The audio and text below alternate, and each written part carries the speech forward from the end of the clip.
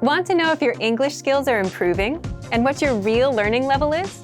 Get your language skills assessed with our free level assessment test. Just click the link in the description and sign up for a free lifetime account to get assessed. Hi everybody, and welcome back to EnglishClass101.com's YouTube channel. My name is Alicia, and today I'm going to talk about prepositions of location and movement. If you want to see more about this topic, you can also check a live video that we did on the channel too. Today we're going to talk about prepositions of location and movement. So let's get started. Okay, so the first preposition of location I want to talk about is at. We use at to talk about exact, specific locations. So some examples of this are at the supermarket, at the table, at her desk. This means a person or an object is at that specific place. So for example, I'm at work right now. I'm at the office. These are specific points where people or objects can be located. So please use at to talk about a specific location. Okay, so let's go on to the next preposition of location for now. In. We use in when we want to talk about enclosed locations, so locations which are surrounded, or when we're surrounded by something else. Something else is all around us, or we are enclosed within something. So some examples of this are in the pool, we are enclosed or surrounded by the pool. In the closet, completely enclosed by the closet. In your bag, your items are enclosed by your bag. And in the water. So when swimming in the ocean, for example, we say in the water. I'm in the water. For example, now I'm in the office. I'm in a room. I'm in my home city, for example. So these are different ways we can use the word in when we are enclosed or surrounded by something. Please also remember that in is used for countries and cities. I live in Bangkok. I live in Europe, for example. So please remember to use in for countries and cities, as well as for locations that are enclosed or when you're surrounded by something else. Okay, so let's talk about the next preposition of location. The next preposition is by. We use by when we want to express something is near something else, near or close to something else. So for example, by the park or by the coffee shop, by your computer, by the table. These mean near something else. We don't know exactly, is it maybe next to, in front of, behind? We don't know, but it means simply near something else. So for example, I'm by the whiteboard right now. I'm by a chair. I'm by a table. These are ways we can use by to express near or close to. Okay, so the next preposition I want to talk about is a preposition of movement. Actually, the next two are prepositions of movement. The first one is into. So into is something we use to express movement from an open location to a more closed location. So for example, into the bank, walk into the bank, or into the refrigerator, put food into the refrigerator. Or into the suspect's home. The police moved into the suspect's home. In each case, into shows moving from an open location to a more closed location. So because in is here, you can imagine we are moving to an enclosed location. We could say, jump into the pool, for example, or go into the closet, put something into your bag, or go into the water. So in this way, we can kind of think of in and to being closely related, but to shows us the movement, the relationship, that there's some movement happening there. Okay. So let's talk about the opposite then of into, which is out of. So because we use into to talk about movement from a more open place to an enclosed space, out of is used to talk about movement from an enclosed space to a more open space. So for example, out of the house or out of the washing machine, taking clothes out of the washing machine. Out of your purse, take something out of your purse. So moving yourself, moving a person, or moving an object from something that is enclosed to a space that is more open. We use out of in this case. Okay, so now we know about 5 new prepositions of location and movement. Let's try some example sentences. Okay, the first one, she's sitting something something, the table, the table. So here we have the table. I talked earlier about this, at the table, with at, yeah? However, we can use by the table as well. At the table and by the table have slightly different meanings though. Both are correct. At the table means she is sitting in a chair directly in front of the table. She's sitting at the table. By the table, however, could mean she's next to the table or she's just near the table. By is a little bit less clear. At is very clear here. To be very clear, say she's sitting at the table. To be less clear, maybe she's somewhere near the table, use by. Okay, so the next example sentence is, our company's headquarters is something something LA. LA meaning Los Angeles here. So we have a city name, yeah? A city name, Los Angeles. We know that we should use city names with in. So the answer here is in LA. Okay. The next one, he lives something something, the supermarket. So the supermarket is a place, and here we have the verb lives. He lives. We know it's not in because people do not live in supermarkets. Probably not at. He lives at the supermarket. Also doesn't make any sense. People do not live at supermarkets.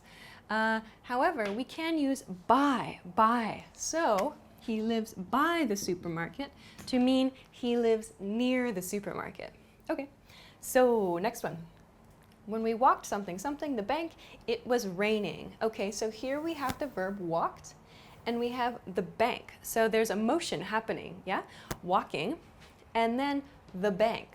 The preposition we should use here is probably into, though out of could also be possible. When we walked into the bank, it was raining. When we walked out of the bank, it was raining. Both sentences are okay. In this case, it just depends on the action you want to communicate. Okay. Next one, I need to run something something, the supermarket for milk.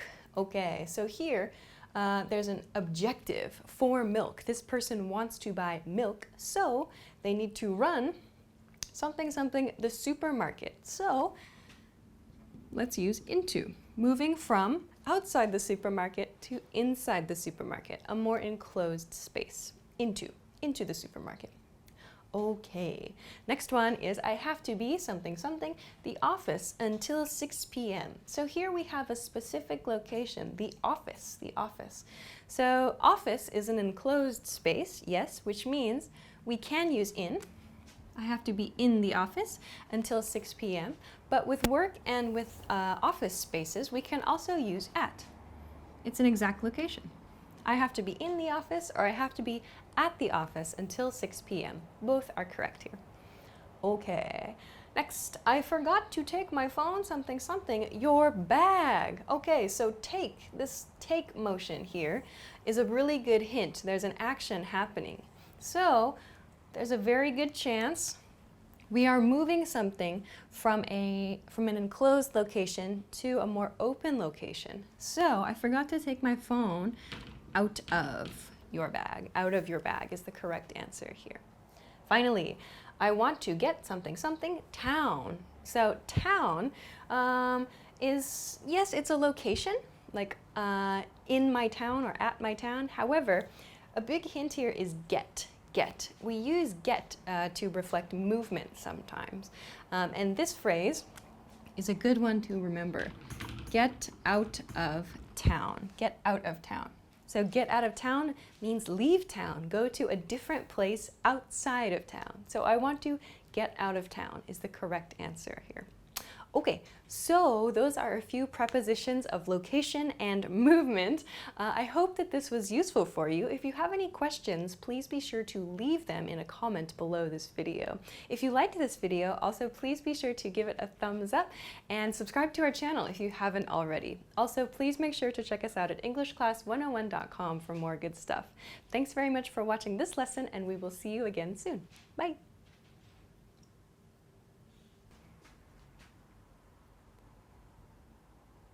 Talk about preposition. Hi everybody, my name is Alicia. Welcome back to EnglishClass101.com's YouTube channel. Today I'm going to talk about say, tell, and speak. I'm going to talk about the differences between when we use these and also give some examples of how to use them as well. So let's go. Okay, the first one I want to talk about is say. Say. So we use say when we want to have a very neutral feel to what we're talking about. We use say when we report speech. We're reporting information, reporting something we heard, reporting something someone else said to us. So, as I just used, the past tense of say is said. Please be careful. It is not say-ed, say-ed. It should be said. The spelling changes. Said. He said, she said, we said, they said. Okay, so when we want to report speech, we can use the past tense like I've just done. For example, he said dinner was delicious. This is a past tense statement, so maybe previously, before the conversation, someone, he, said this statement, dinner was delicious. Think of this like a quote. Dinner was delicious. He said dinner was delicious. Another example, you said you were tired. You said you were tired. So again, before the conversation, the other person said he or she was tired. But here, to report, you said you were tired. And we use the past tense say, said, to do that. Okay, one more with the present tense then. Remember, we use the present tense when we're talking about general facts or things which are always true, regular actions. So in this case, I've used present tense. I said, I never say mean things. So here I have present tense. This is a general fact in this case. I never say mean things. So again, a very neutral way of talking about verbal communication. Okay, so that's how we use say, an introduction to how we use say. Then let's talk about how to use tell. We use tell a little bit differently from the way that we use say. So we use tell when we want to show kind of a one-way nuance. There's sort of one-way communication happening. So by that I mean that someone is passing new information or giving new information to another person. Something I do not already know, I'm having someone tell me. Someone is going to tell me new information. So we use this in past tense a lot. The past tense of tell is told. He told me, she told me, they told me. This gives us the nuance of new information, something I'm learning, something I'm hearing for the first time. I can use tell or told in past tense. Also, one point about tell. The object, in many cases, is a person. So by that I mean after the verb tell, the item coming after it in the sentence is usually a person. So the person receiving the information. So please tell me, please tell her, please tell him. The person indicated here, or the group of people indicated here after the verb tell, that's the person or the group of people receiving the information, learning the information. Okay? So let's see. I told you to call me. Here I have the past tense. I told you to call me. So you, this is the receiver of the information. I told you to call me. I asked you to call me here.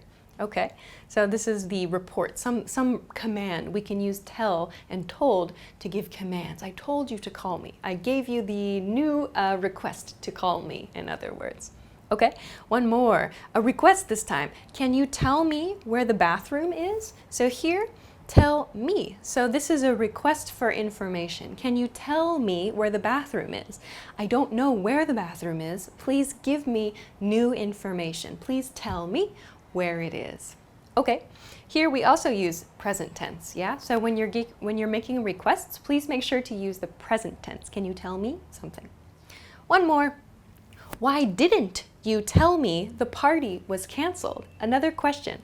Why didn't you tell me? So you didn't give me new information about the party. Why? Why didn't you tell me? Blah, blah, blah. We can use this pattern for if you miss information or if someone forgot to tell you something, if someone forgot to give you information that you needed, you can say, why didn't you tell me? Blah, blah, blah. To make a different sentence, you could say, why didn't you tell her? Or, why didn't you tell them? Why didn't you tell our boss? Some other examples, a positive sentence could be, why did you tell him? Why did you tell her? For example, if someone tells a secret. So we can use tell to give new information, to pass new information along. Okay, so that's tell. So the next verb that I want to talk about today is the verb speak. So we use speak to mean a conversation. Yes, so speak has the nuance of a conversation, but it has the nuance of a more formal tone. We would use speak in more formal situations, like a business meeting or a work setting, for example, or for maybe a more serious conversation. But we can use speak with either with or to. So I mean speak with someone and speak to someone. So the difference between these two is very, very small. If you say speak with my boss, it sounds like you expect a conversation with your boss. Speaking with someone sounds like there's information passing back and forth between the two of you. Speak to your boss sounds more like, for example, you're going to say a lot of things, you're going to give a lot of information, and your boss will participate a little bit, but there's more nuance of giving information than passing information back and forth. So if you want to make a more conversational nuance, use with. Speak with someone. If you want it to sound a little more one-sided, a little more one way, use speak to someone. Okay. So we also use speak for languages, like I speak English, I speak French, I speak Japanese, I don't speak German, I don't speak Thai. So please use speak for languages as well. The past tense of speak is spoke. Please be careful. It is not speaked. Please use spoke. The past tense is spoke. I spoke English every day when I lived in America, for example. So please use spoke as the past tense here. Also, the past participle form is spoken. Spoken. So we'll see that in a little bit, maybe. Okay. So some example sentences. You should speak with or to your boss. So here you can choose. With sounds more conversational. To sounds a little more direct. You should speak with your boss. You should speak to your boss. Okay. Past tense sentence. I spoke with my manager. I spoke with my manager. We shared information. Last, have you spoken to HR? Have you spoken to HR? Here's a present perfect tense sentence. I've used spoken here. Okay. Good. So that's a nice maybe wrap up of a few different verbs that are commonly confused when talking about speech. Let's go to some example sentences. All right, the first example sentence is my friend something something me, my cooking was bad. Okay, my cooking was bad. This is probably new information for a person. Another hint, we have me. There's a person here in the object position of the sentence. So we can guess that this should be the verb tell. However, we have this hint. My cooking was bad, a past tense. So we should use the past tense form of tell, told here. Okay, next one. They something something, I have to work tomorrow. So here, I have to work tomorrow. This is maybe just information. It sounds like somebody passed some information to me. So if I want to think of this as like reporting speech, I would use the verb say in the past tense, said. So I know this should not be tell because there's no object here. I know it should not be speak because there's no with and there's no to here either. So I know this should be, they said I have to work tomorrow. Of course, this sentence could be, they told me I have to work tomorrow. It sounds more like a command in that case. Here, they said I have to work tomorrow is very neutral and just a simple report of speech. Okay, next one. He really needs to something something with his client. So here is a big hint word. We have the word with here, and we also have client here, which shows maybe a business or a work setting. Therefore, we can guess the verb should be speak. He really needs to speak with his client. Okay, great. Next one, have you something something, your mother, the news, the news. So here, news is a big hint, new information. And we have a person in the object position. A person is going to receive new information. So, have you told your mother the news is the correct sentence here. So have you told blah, blah, blah is actually a really good sentence for you to remember. Have you told your mom about that? Have you told your dad about that? Have you told your dog about your new park? I don't know. So anytime you want to pass information or ask a question about information being passed, please use tell to do that, like we've done here. Have you told someone? Okay, let's go to the next one. We something about this at the last meeting. So again, meeting here is a big hint that it is a work or a more formal situation. We see that this is the last meeting, so something that has finished already. So let's use past tense spoke. We spoke about this at the last meeting. We spoke about this at the last meeting. Here, I have introduced something slightly different from this speak with or speak to. If you want to mention a topic rather than about a person, we can use speak about a topic, speak about something. We spoke about this at the last meeting. We can use speak to introduce a topic as well. So please note that this is an option. Okay, let's go to the next one. You always, blah, blah, blah, nice things, nice things. So always here I have a word which indicates a regular action, something that is always true. We talked about an example over here, though I used never here. However, the grammar is still the same. We should still use the same grammar nuance, the same grammar point here. So let's use the present tense say. You always say nice things. So someone always says positive things, or someone always makes very positive comments. Like for example, everybody in the comments on these videos, everybody always says very nice things. We can use always say to talk about something that a person always says. Okay, finally, same thing, he always something, the truth. Okay, now this is tricky. I've used always here. I used always in the previous one as well. But the thing I want to point out is this, the truth, at the end of the sentence. There's a set phrase in English. We don't use say. We actually use tell with the expression the truth. He always tells the truth. So the expressions tell the truth and the opposite, tell a lie, we always use the verb tell with this. You might hear, I sometimes hear non-native speakers of English say a lie or say the truth, but this is not natural. Please be sure to use tell the truth or tell a lie. We always use tell in these cases, so please be careful of that. Okay, but we've talked about a lot of different ways to use these three verbs, and I hope that it's a little bit more clear now when to use them, especially say and tell. Many people have a little bit of confusion between these two, but speak is also quite useful as well. Okay, so I hope that was useful for you. If you have any questions, please be sure to leave them in the comment section below this video. If you liked the video, please make sure to give it a thumbs up. It's super helpful for us. Also, subscribe to our channel if you have not already. Check us out at EnglishClass101.com for more good stuff too. Thanks very much for watching this lesson, and I will see you again soon. Bye! Hi everybody, my name is Alicia, and today I'm going to talk about the difference between some and any. So let's get started. Okay, the first point I want to talk about with some and any is how to use some and any in terms of where to put these two words in a sentence. So we use some and any in the same position in a sentence. We use some and any before the noun or before a noun phrase. So please be careful. Don't use some or any after the noun. You should be using some and any before the noun. Okay, so given this, let's take a look at how to decide whether you should use some or you should use any in your sentence. All right, first I want to talk about some.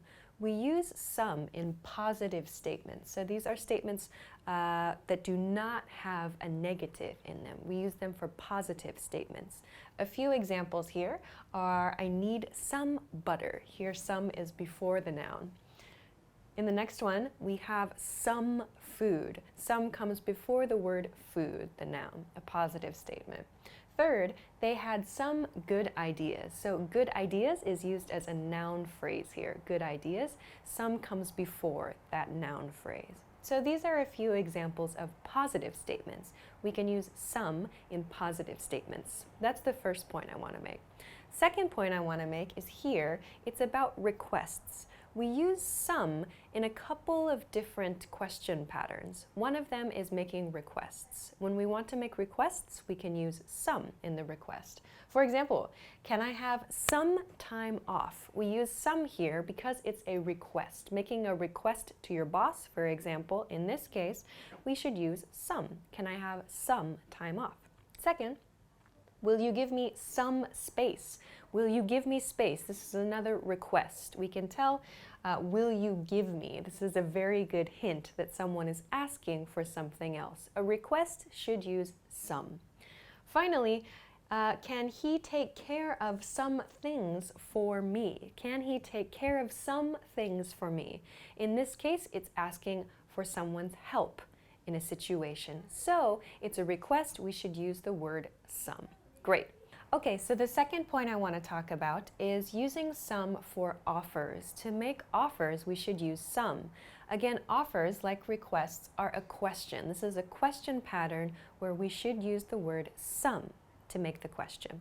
So in the first example, would you like some wine? We use some here in the pattern, would you like? This is a really good pattern to know. Would you like some blah, blah, blah? Would you like some wine? Would you like some beer? Would you like some, a few other things we'll see in just a moment. But we should use some here because it's an offer type question. One more example. Do you want some cheese? So these two patterns, would you like and do you want, they really are expressing the same thing. The difference is in the level of formality. Would you like is more formal than do you want. These two questions really, they have the same point. They're offering something, but the level of formality is what's different here. Okay. Last one, do you want some more time? Do you want some more time? So here again, an offer, a more casual offer with do you want? And again, we have some plus more time. So please make sure to use some before the noun or before the noun phrase and use it in your offer questions as well as your request questions. So those are the two types of questions I want to talk about today when we're using some. Also, please remember we use it in positive statements as well. Okay, so with that, let's continue on to any. I want to talk about any next. Any is sort of the opposite in terms of statement making from some. We use any in negative statements. So for example, I don't have any money. Here I have don't, do not, the negative here. I don't have any money, therefore, is correct. We should use any in a negative statement. Another example, they didn't get any new clothes. They didn't, again, here's our negative. They didn't, did not. So we should use any before our noun phrase, which is new clothes here. Finally, we didn't make any cookies. Here, didn't is in the negative form, again, a past tense statement, plus any before our noun here, in this case, cookies. So please use any when you want to make a negative statement. Okay, the last point I want to make today is about questions. We use any with questions, yes, but we do not use any in requests and offers. We just learned that we use some to make requests and offers. So in other questions, like information questions, asking for information, not for a request, not for an offer, but asking for information, for example, we use any in these cases. So let's take a look. The first sentence, do we need any salt? So this is an information question. Yes or no? Do we need any salt? We should use this here. This is not a request. This is not an offer. So any is the best choice for this sentence. In the next example, we have, does he have any markers? Again, this is an information question. The person speaking is asking for information, not making a request and not making an offer. So we should use any here. Okay, so the final example here is, did she give you any tips? So our noun phrase here is tips. Any comes before that, and we notice also this is not a request, this is not an offer, so we should use any. It's an information question. We're asking for information. So let's keep this in mind. We use any for questions which are not requests and not offers. Think about it as asking for information only. You're not making a request for help, not making a request for an item, but if you're looking for information, you should probably use any to make your question. Okay, so let's take a look at a few example sentences that I've prepared. The first one here is, do we have blah blah blah milk? So here I'm looking for information. I'm not making a request, I'm not making an offer, I want information, so I should use any in this case. Do we have any milk is the correct sentence here. The next one, can I have blah blah blah cake? Here I'm looking for something. I'm looking for cake. I want cake. I'm making a request. I know that requests are paired with some, so I'm going to use some in this sentence. Can I have some cake is the correct sentence, the correct question. The next one, I really need something something money. I really need something something money. So this is a statement, not a question, and there's no negative here. So we should use the positive some. I really need some money is the correct sentence here. All right, let's take a look at the next sentence. I don't have blah blah blah pets. Here is a negative, and we see this is not a question, so we know we should use any because we use any for negative statements. This don't, do not shows us that we should use any here. Okay, next one. Do you want something something pizza? So here we have a question. And it looks like this is an offer. So there's this do you want pattern, which we talked about right here. Do you want? So we should use some. This is an offer question. Do you want some pizza? Making an offer, you should use some.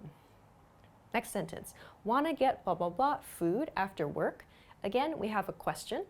And we have this pattern, wanna get, wanna get. This is a very, very casual form of do you want to get. Do you want to get? We've dropped do you want to, and we use the very casual wanna here. So it's again an offer question. Wanna get some food after work? Okay. Next sentence, he doesn't have blah blah blah friends. So a statement, yes, but we see a negative here. Doesn't or does not is the negative form, so we know that we should use any in this pattern, in this sentence. He doesn't have any friends. Okay, final question here, maybe a difficult one. Are you sure you don't want dessert? Are you sure you don't want dessert? So this isn't quite an offer. It's like a very, very soft offer, yes. But this person is sort of asking for information. Are you sure you don't want dessert? They're asking for a yes or no, kind of. And there's a negative here. There's a negative don't, a do not. So it's a good idea in this sentence to use any. Are you sure you don't want any dessert? This sounds a little bit negative. You sure you don't want any dessert? If you want to make a straightforward offer, like would you like some dessert? That's okay.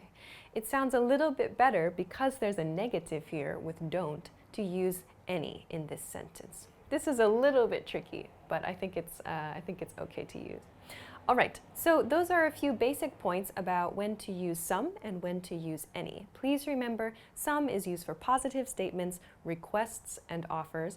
Any is used for negative statements and questions which are not requests or offers, like information questions. So I hope this video was helpful for you. If you have any questions or comments, please be sure to let us know in the comment section below this video.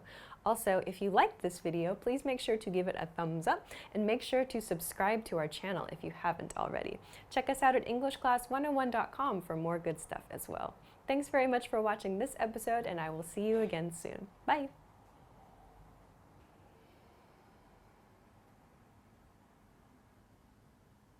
Hi everybody, my name is Alicia, and today I'm going to talk about the difference between for and since.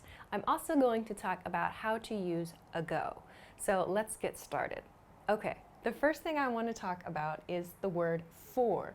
We use the word for before a period of time. So Before a period of time can mean minutes, it can mean years, it can mean days, seconds, hours, a period of time or a length of time. We use the word for before that phrase to talk about the length of time that something happens. So for example, for 10 minutes, we use it before 10 minutes. For 5 years is a length of time. For a day is also a length of time. For a lifetime, one whole lifetime, a person's whole lifetime can be a period of time. We use for before it in this case. There's also for an eternity. An eternity. We can use this to mean a very, very long time. It's sort of an exaggerated phrase, but for an eternity means a very, very long time.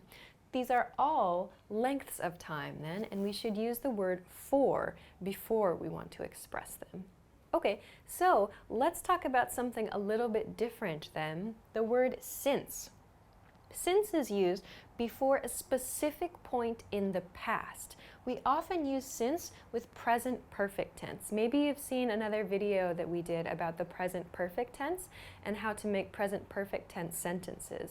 We often use since in present perfect tense sentences. For is also used in present perfect tense sentences, but the two are used a little bit differently. Since is used to talk about a specific point in the past, a specific point in the past, maybe where something happened or something began. So, for example, since last night. This shows us that since last night something happened or something started and it's continuing. So since shows us that something has been continuing or the effect has been continuing since a point in the past. It began at a point in the past and continues, or the effect continues until the present. Since tells us all this information. Another example, since 2014. So this is the point in time. 2014 is the year at which something changed or an action started or the effect of an action began. So we can use since in this case. Another point in time can be a season like winter, since summer, since autumn. We can use since before a season. We also have points in time in the day, since this morning, since this evening, since last night was my first example here. We can also use morning, this morning, today, as a point in time. Finally, I have one more example, since last week. So points in time, there are a lot of different points in time, but just be careful. Length of time uses for. Point in time uses since, and since shows us that there's some action that's continuing or the effect of some action continues until the present. So please be careful. Period of time, point in time, for and since. Okay, so the next point that I want to talk about is ago. There are a couple of different ways that we can use ago, and the first one I want to talk about is one we use for past tense statements or past tense situations. So we use ago to talk about points in time where actions or changes occurred. So for example, 3 years ago I got a new job, or 5 minutes ago I ate lunch, or 2 days ago I saw my friend, or 2 jobs ago I didn't have much experience. So all of these statements are used to talk about a past tense point in time where something changed or some action occurred. So we use ago in this way with the past tense to mark a change or something happening. So there's a second use of ago that I want to talk about. We can use ago with since and a time period. This is something we often use in present perfect tense statements, like we talked about here with since. What I mean by that, for example, is since plus time period plus ago. So for example, since 3 years ago, or since 5 minutes ago, or since 2 months ago. So here you'll see we're using a time period. I know I said to use time periods with for, but this can be kind of a useful pattern, because if you use the word since on accident, but you want to express a time period instead, you can save yourself by adding ago to the end of it. So if you're working on making a sentence, for example, and you're speaking and you accidentally use the word since even though you know you want to use a time period, save yourself by attaching ago to the end.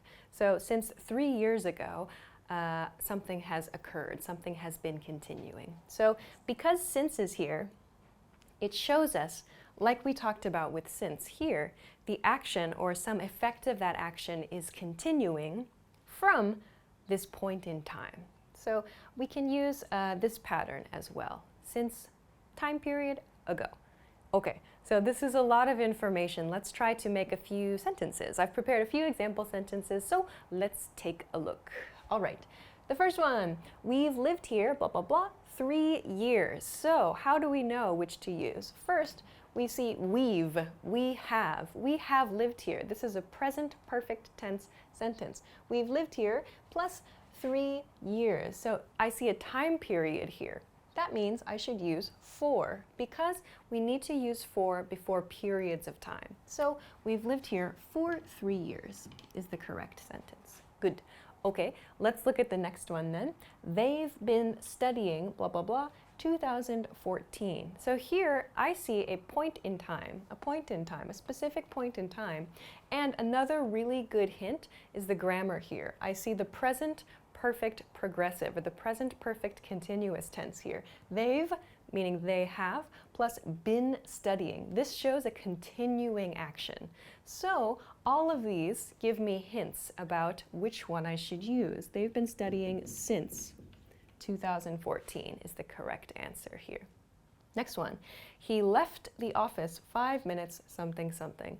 Okay, here we see this is a past tense statement. He left. So left is the past tense form of the verb to leave. So we see here a period of time. 5 minutes, yes, but after 5 minutes is our space, meaning we need to use ago. 5 minutes ago. We always use ago after the period of time. Okay, next one. I've been reading this book, blah, blah, blah, last week. So again, we see this been reading, this present perfect continuous tense shows us an action has been continuing. This shows a continuing action or a continuing effect. So we know we should use since. I've been reading this book since last week. So last week, as we talked about here, is our specific point in time. Let's take a look at the next example sentence. It's a little bit tricky, it's a little bit difficult. Here we see the same been waiting, the same present perfect continuous or present perfect progressive tense. This shows us that an action has been continuing, yes, but I've used the word ages here. So ages is sort of a casual expression which means a very long time. That means it's a time period. This is not a specific point in time. Ages is not a specific point in time. It's actually a time period. So we should use for here. You've been waiting here for ages, for a long time is what this sentence means. Okay, last one. They've been dating something something about 2 weeks something something. Okay, so here there are 2 spaces where we can use a word. That should probably give you a good hint that it'll be this since and ago. But let's talk about why. Here, again, we have this continuous form. They've been dating. Dating is the continuous or the progressive form of the verb to date. So we have about plus 2 weeks. So there's a period of time there, yeah? In this case then, we should use since about 2 weeks ago. So 2 weeks ago, they started dating, or they've been dating since about 2 weeks ago. We can use both of these sentences to express the amount of time they have been dating. Okay, so those are a few points about when to use for, since, and ago. We also talked about some grammar points that you can use these words with. If you have any questions about those, check out some of the other videos we've made on this channel, especially about the present perfect tense. They can help give you some more background about those grammar points. Thanks very much for watching this episode, and make sure to like us, like this video too, subscribe to us on our YouTube channel, of course, and check us out at EnglishClass101.com for more information. Also, if you have any questions, comments, or just want to try making an example sentence, make sure to write to us in the section below this video in the comment section. Thanks very much for watching this episode, and we'll see you again soon. Bye! Okay, bye! Hi everybody, my name is Alicia. Welcome back to EnglishClass101.com's YouTube channel. Today I'm going to talk about the difference between speak and talk, two commonly confused verbs. So let's get started. Okay, the first verb I want to talk about is the verb talk. We use talk in casual speech, in everyday conversations. If you want to talk about a simple topic or a casual discussion with friends, or you just want to report a conversation that happened or a discussion that happened, you can use talk to explain this simply and casually. In most everyday conversations, I use talk. You'll hear talk a lot when you are listening to conversations about discussions on the phone. We use it to explain phone conversations a lot. We use it to explain simple meetings with people, friendly interactions over coffee, for example. Talk is used in most everyday situations. So if you're reporting on something that's pretty casual, you should use the word talk to explain that. Also, if the person you are talking to is not someone who you have a professional relationship with, it's pretty good to use talk in that case. If you use speak, you might sound a little too formal. We're going to talk about this in just a moment though. So please try to keep in mind that talk should be used in everyday conversations, to report everyday conversations, and in more casual situations. Okay, we can also use talk, the verb talk, with to or with. By this I mean we can say, I want to talk to someone, or I want to talk with someone. These are, for me, very, very similar. We use them in very similar ways. If you want to be extremely specific, I would say that perhaps there is a small nuance of a difference between talk to and talk with. If I say I want to talk to someone, maybe it could be a more one-sided conversation. Like, I want to talk to my friend.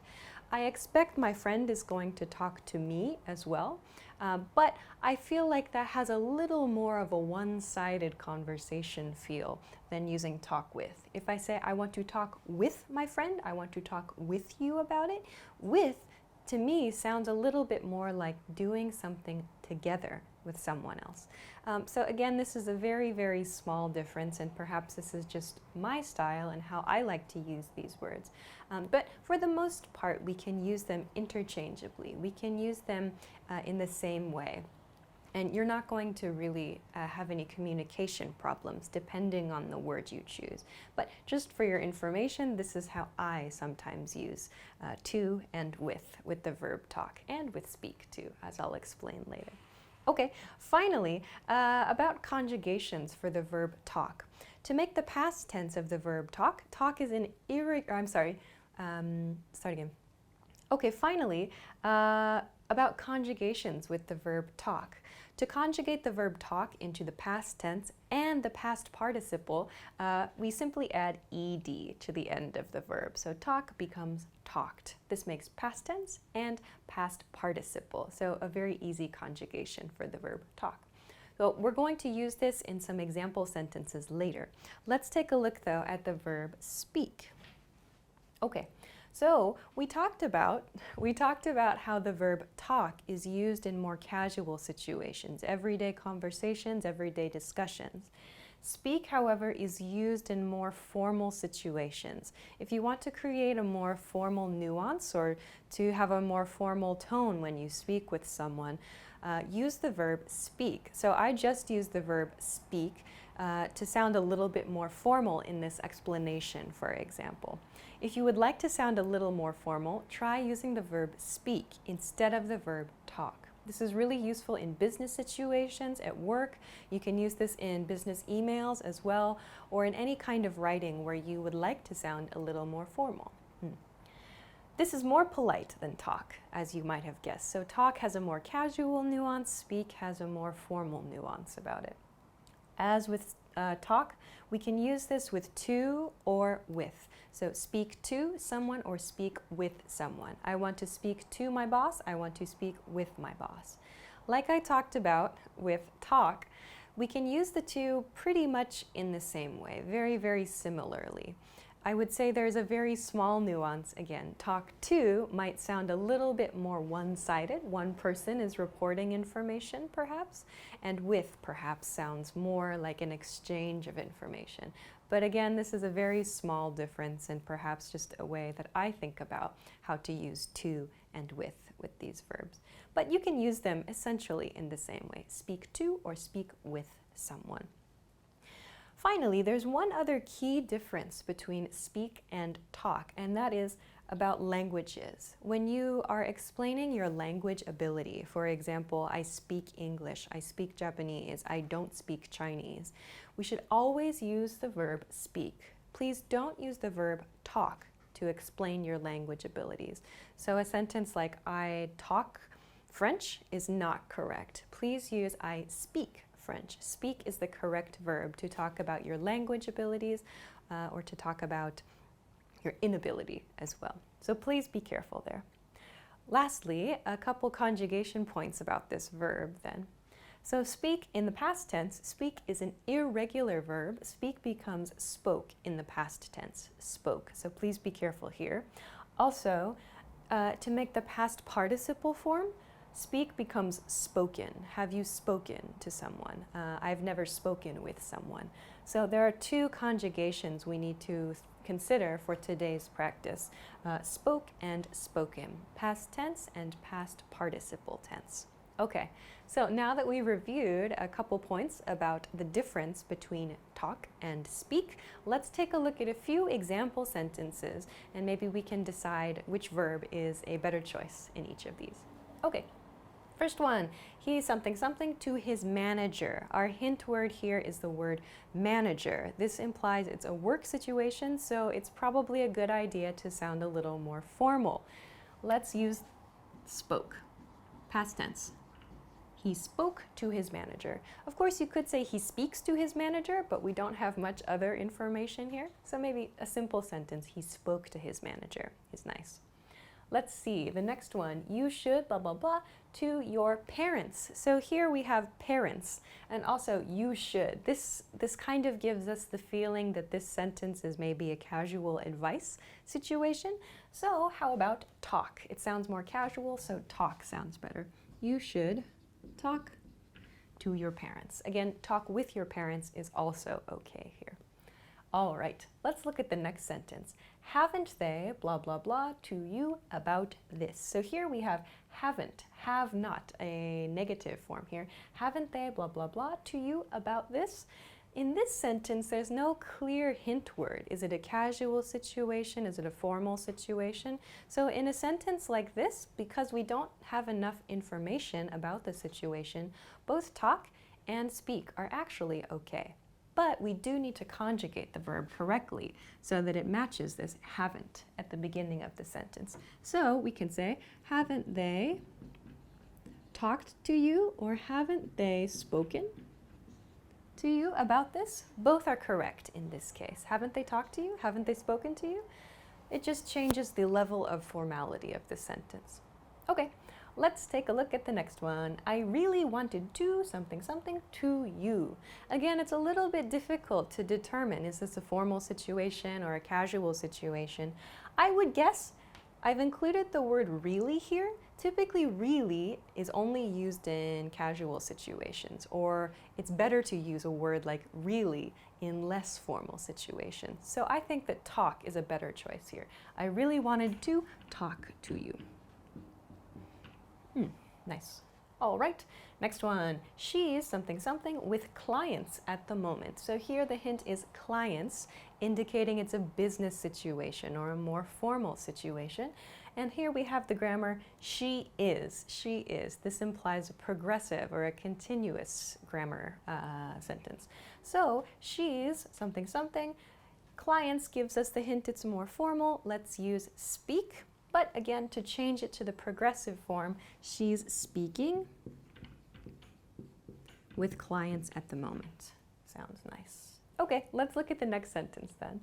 What were they, blah, blah, blah, with that guy about? Okay, so here I've used with, again, we can use to or with, but I've included guy as a hint word here. Guy sounds a little bit more casual. We use guy in maybe more casual discussions, everyday discussions. So we probably want to use talk in this case, a more casual choice. Here we see it's past.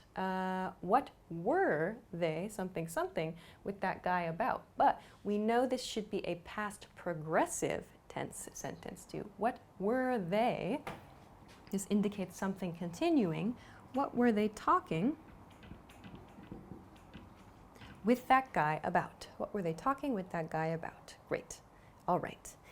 Next one, you guys should have blah, blah, blah about it last week. Again, we see this you guys, implying something more casual.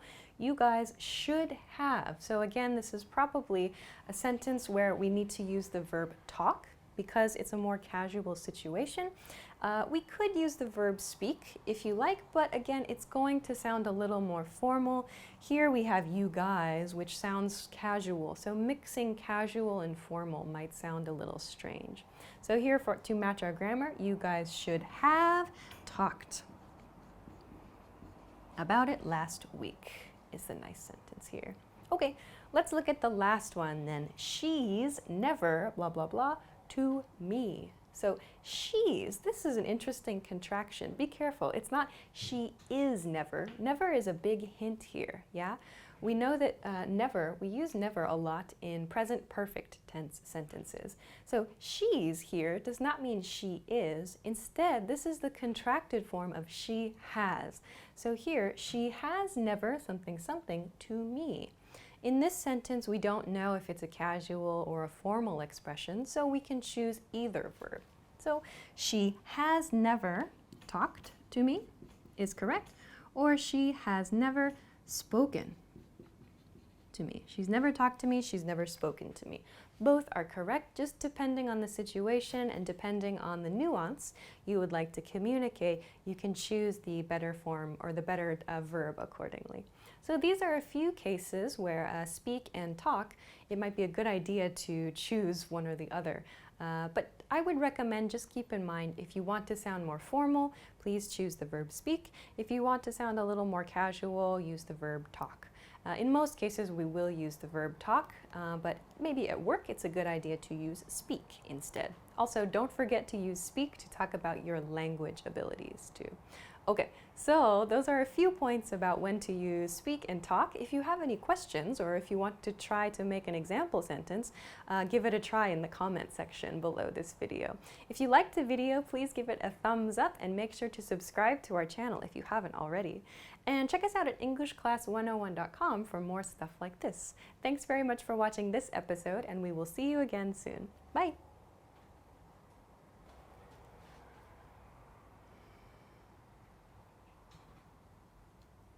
Did you take your free level assessment yet? Here's an extra bonus resource you'll get when you take the assessment.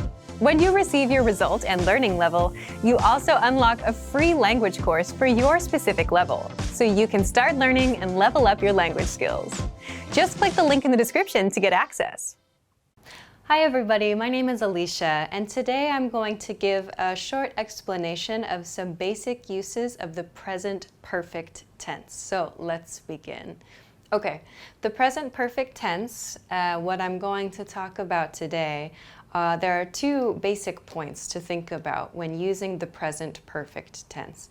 We use the present perfect tense first, number one, to express a life experience. So this can be a life experience you have had or a life experience you have never had. So we use this grammar point to talk about life experience, but with one key nuance. This life experience, it happened at a non-specific or an unimportant point in time. So the point in time when this life experience happened is not important in this sentence. In the sentence where you use the present perfect tense, the point in time where you had the experience is not the focus of your statement. The focus of your statement is just the life experience. So to give a visualization of this, on a timeline, with past, present, and future, the present perfect tense is used to express a life experience at a non-specific point in time, meaning we use it for some experience you had at some point before the present, some point before the current conversation. So we use the present perfect tense to talk about a life experience that happened at a non-specific point in the past. So when specifically this experience happened is not important. This grammar point allows us to simply say that we have or have not had an experience. So this is the first grammar point about the present perfect tense, the simple use of the present perfect tense. The next point I want to talk about, though, is this second point, number 2 here. We use the present perfect tense to talk about an action that started in the past and continues to the present. The effect of an action that started in the past continues to the present. So this is a grammar point that's slightly different from number 1 that I talked about. So the image here is an action that started at some point in the past. It began at some point in the past, and it continues to the present. Or the effects of that action continue to the present. So this is something we can use to talk about where we live, our studies, our work experience, for example. I'll show you in a couple of example sentences a little bit later.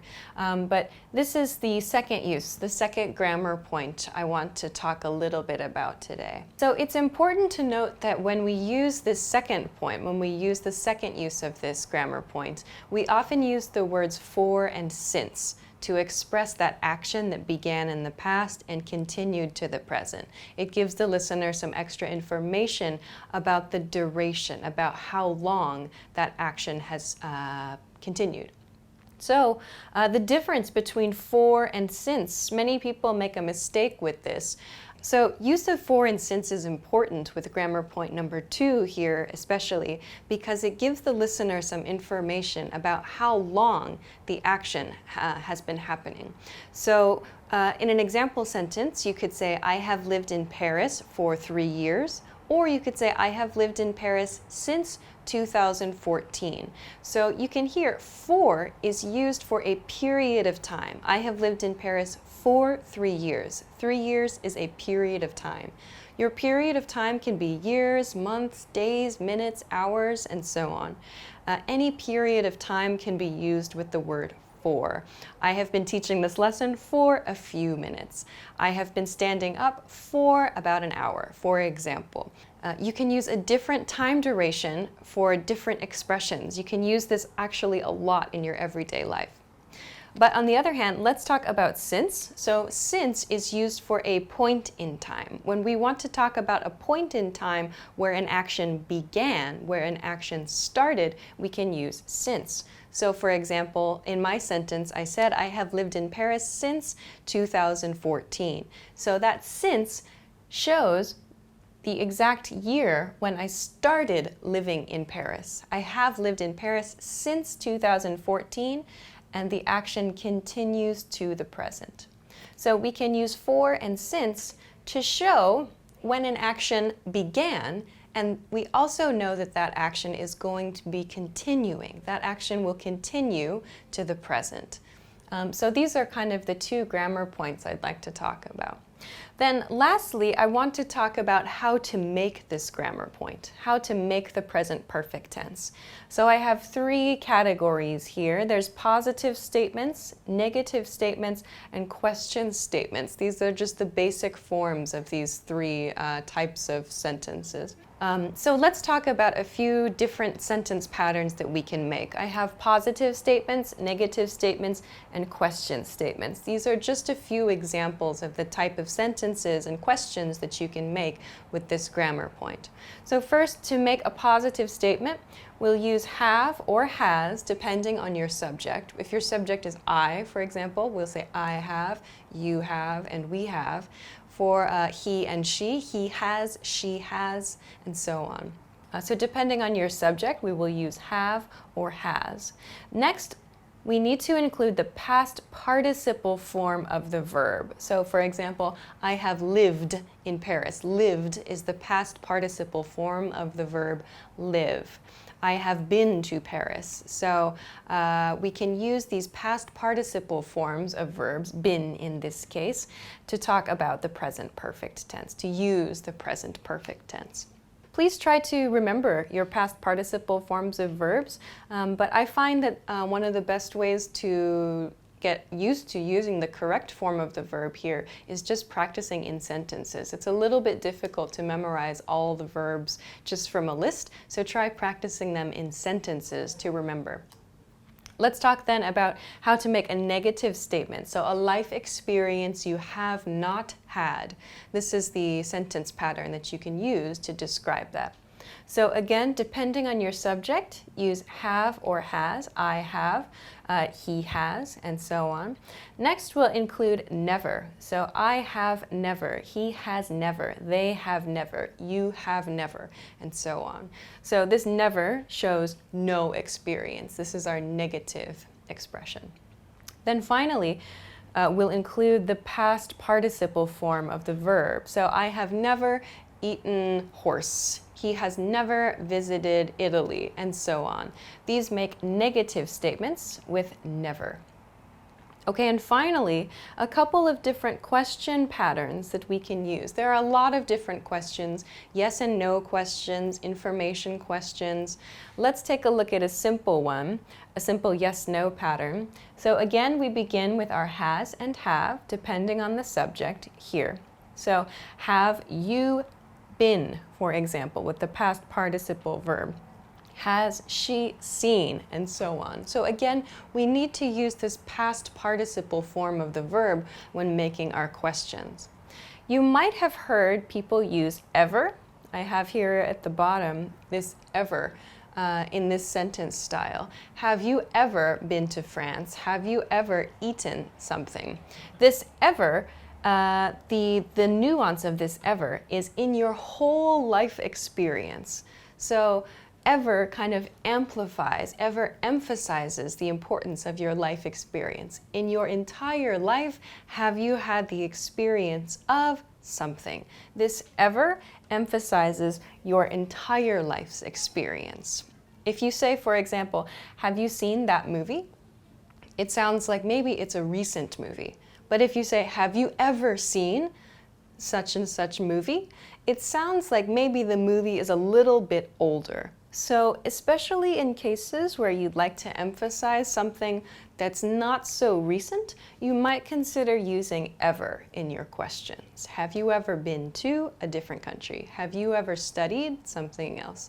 So using ever shows that maybe you're thinking about something a little bit further back, a little bit more in the past in someone's life. Okay, so now that we know this, let's take a look at a few example sentences that I've prepared. So first, I have they, something, something, in Germany. So here I want to use the verb live, live. So the past participle form of the verb live is lived, and my subject here is they. So I need to use they have lived in Germany. This is a very, very simple sentence. They have lived in Germany. I'm using this simple structure, this simple grammar point number 1, which we talked about. So this is just a life experience. When did they live in Germany? We don't know, but it's just the experience that we want to focus on in this sentence. I could change the sentence to say, they have lived in Germany since 1999. In that case, it means they live in Germany now also. However, if they do not live in Germany, they only want to express their life experience of living in Germany, they could say, they have lived in Germany. They have lived in Germany only, that sentence. So please be careful. They have lived in Germany since 1999 shows they still live in Germany. Saying they have lived in Germany shows only a life experience. If you'd like to give more information about where they live now, do it in the next sentence. They have lived in Germany but they travel around a lot and now they're living in Paris, for example. So using the present progressive tense to give some more information in the next sentence. Okay, so here we see grammar point number 1 is being used in this first sentence. Let's take a look here at a negative sentence. I something something, never something something to Italy here. We have the subject I here. We know that it's a negative sentence because it's never, so we need to use I have never. And then if I want to use the verb be, if I want to use the verb be, the past participle form of the verb be is been. I have never been to Italy is the correct sentence here. So I'm expressing no experience in my life. I have never been to Italy, meaning, as we talked about with grammar point number 1, in my whole life, I have not had an experience. So there's no time point being used here. I have never had the experience of going to Italy. Okay. Now, let's talk about the next example sentence. She something something something the test 3 times. So here I want to use the verb take. So to take a test. Take is going to be the verb for this sentence. So here my subject is she, and I know this is a positive sentence, a positive statement. So I'm going to use has, she has, and take, the past participle form of the verb take, is taken. She has taken the test 3 times. So this sentence shows in her life experience, at 3 times, 3 points in her life, she has taken the test. So we don't know when she took the test, but we know she has taken the test 3 times at some point in the past. This is what this sentence teaches us. We don't know when, just that she has taken the test 3 times. Okay. Next, let's look at this sentence. Maybe a very useful sentence for some people who are watching this video on this channel. So this is I something something English for 2 years. Okay, so there's a big hint word here. I have the word for included in this sentence. Remember, we use for to talk about a time period, So that connects to grammar point 2, which we talked about over here. So remember, with grammar point number 2, for present perfect tense, we're showing an action that started in the past and continues to the present. Okay, so the verb I want to use here is study, study. So my subject is I, so I need to use have in this case, and the past participle form of study is studied. So I have studied English for 2 years. This shows us a length of time, a period of time, a duration for your studies. It shows your studies are continuing. You are still studying English. 2 years ago, you started, and you have continued since that time. You have continued studying for 2 years. So this sentence shows us that you have studied English and how long you have studied English. Lots of information here.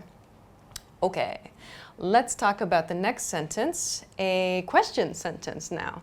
Okay, so here my subject, I have he is here. So I know that because the subject of the sentence is he, I need to begin my question with has. Has he something something? So here I want to use the verb take. Take out the trash is sort of a set phrase. So the past participle form of take is taken. Has he taken out the trash? Meaning, perhaps today, at some point, has he taken out the trash? So maybe we don't know when, and when he took out the trash is not important. Just has he finished the task at some point today? So we use the present perfect tense for that. So we can use the simple past sentence, did he take out the trash? But the reason that it sounds a little bit more natural to say, has he taken out the trash, is because of this point we talked about here, the effects of that action. So if he did or did not take out the trash, it could affect the people around him or the environment around him. So, has he taken out the trash? If the answer is no, it might mean there's some negative effect in the environment. If the answer is yes, perhaps it means the people in the environment will be happy. There will be a happy effect of that. So this is the consideration. It's a very, very small point. If you ask, did he take out the trash? It's okay to use. But keep in mind though, you may hear people say, has he taken out the trash as well? And this is the reason why. The effect of taking out the trash is what's kind of the nuance of this expression. Great, so let's talk about the next example sentence. Which countries something something use something something to? So in casual, kind of more everyday friendly spoken English, it's okay to end your sentence with a preposition, in this case to. So here I have an information question. Which countries, I need to use have or has here, plus you. So that tells me I should use have. Which countries have you? And I want to use, again, the verb be here. So I know it should be been. Which countries have you been to? So again, in your life experience, which countries have you been to? When is not important, just in your life. Where, which countries? Okay, let's look at the next one. You'll see I have a little apostrophe. Maybe you can see it on the screen there. There's a little apostrophe here, which is a pronunciation hint. So this is a yes or no question. You, something, something, never, something, something, a motorcycle. So motorcycle, the verb I want to use with motorcycle is ride. Ride, the past participle form is ridden. You've never ridden a motorcycle. Is the complete sentence here. So I mentioned this pronunciation hint. You have becomes you've in the contracted form, you've. So try not to use you have, he has, she has. Try to use that apostrophe VE or apostrophe S sound when you're speaking. You've never, he's never, she's never. Sounds a lot more natural and a lot more fluent as well than he has or she has or you have. So please try to use the contracted form here. So this sentence, you've never ridden a motorcycle, meaning in your life experience, you have never ridden a motorcycle. So this is a yes or no question. No, I've never ridden a motorcycle could be the answer. Or yes, I have actually ridden a motorcycle. So this is a simple yes or no question, but we use the negative form here. You've never? It sounds surprised. This sounds kind of shocked. Okay. Let's look at our next example sentence. We something something, never something something. The verb I want to use for this sentence is work. Okay, so the past participle form of work is worked here, okay. And we is the subject of the sentence, so we're going to use we have never worked internationally. In our life experience, we do not have the experience of working internationally. Okay, finally, they something something in Paris since 2015. So just as we practiced with this example sentence with for, here we see since. So this shows us that maybe a specific point in time, in this case 2015, is going to give us some extra information about this situation. So let's use the verb live again. We know that the past participle form of live is lived, and we'll use have because our subject is they. So they have lived in Paris since 2015. So this sentence shows us that in 2015, they moved to Paris and they have lived in Paris. They have continued living in Paris since that time. This sentence shows us that with since.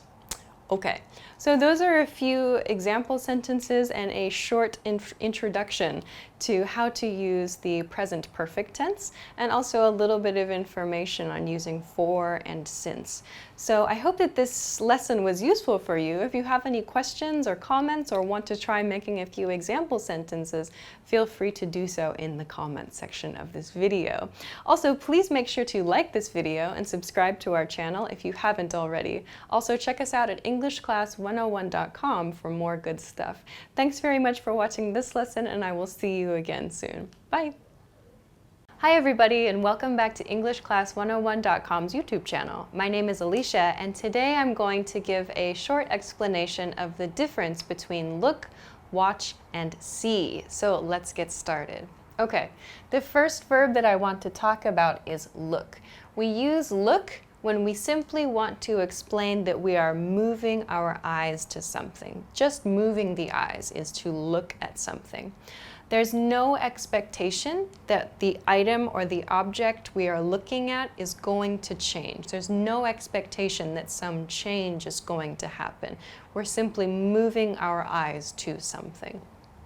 Finally, when you use look and an object follows the verb, you need to follow look with at. So for example, look at that, look at me, look at that, look at her, look at him.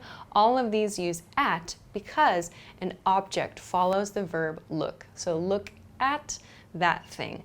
When you use an expression like look over there, there's no object there. So only when there's an object after the word look, you need to use at to connect the two. Okay, so remember, look is used when you're simply moving your eyes to something. Okay, let's talk then about the verb watch. So we use watch when we want to focus our attention on something. So focusing your attention can be on something happening in front of you, like a performance. It can be movie, TV. But the nuance with watch is you are watching something that is changing or moving. Something is going to happen. There's an expectation of change or movement, evolution in some way. We use watch in those cases. Focused attention on something that is changing or something that is moving is when we use watch. Then finally, see. The verb see is used when we just notice something. We happen to notice something. Maybe a person has come into the room and we see that person. We notice something. But we're not necessarily focusing. So maybe we see it, our eyes catch it, but we don't focus on that thing. That is when we use see. So to recap, we use look just to move our eyes to something. We use watch for focused attention on something that is moving or something that is changing.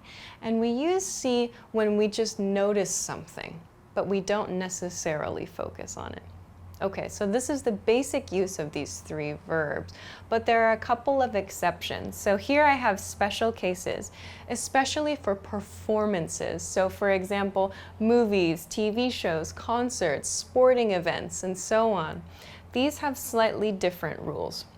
We will only use watch or see for these cases. Please do not use look in these cases. Please use watch or see. If you're having trouble deciding when to use watch or see, a good rule or a good guideline is if it's something outside the house, something outside your home, your apartment, use the verb see. If you're at home doing something, at home, like watching a movie, for example, use the verb watch. So for example, over here, you would see a movie in a movie theater, see a baseball game, watch a DVD at home, or watch the awards show at home. So these are at-home actions, and these are outside-the-home actions. So we use see and watch in these cases. Okay, but let's try to choose the correct verb in these example sentences that I've prepared. So first one, tonight I'm going to something something Game of Thrones. Game of Thrones is a popular TV show, so we should use watch because we learned that watch is used for things outside, or I'm sorry, because we learned that watch is used for actions at home, things we do at home. It's more natural to use watch. I'm going to watch Game of Thrones. Okay, the next sentence. I want to something something that new movie. New movie probably means going to a movie theater, so we should use the verb see. I want to see that new movie is the correct verb here.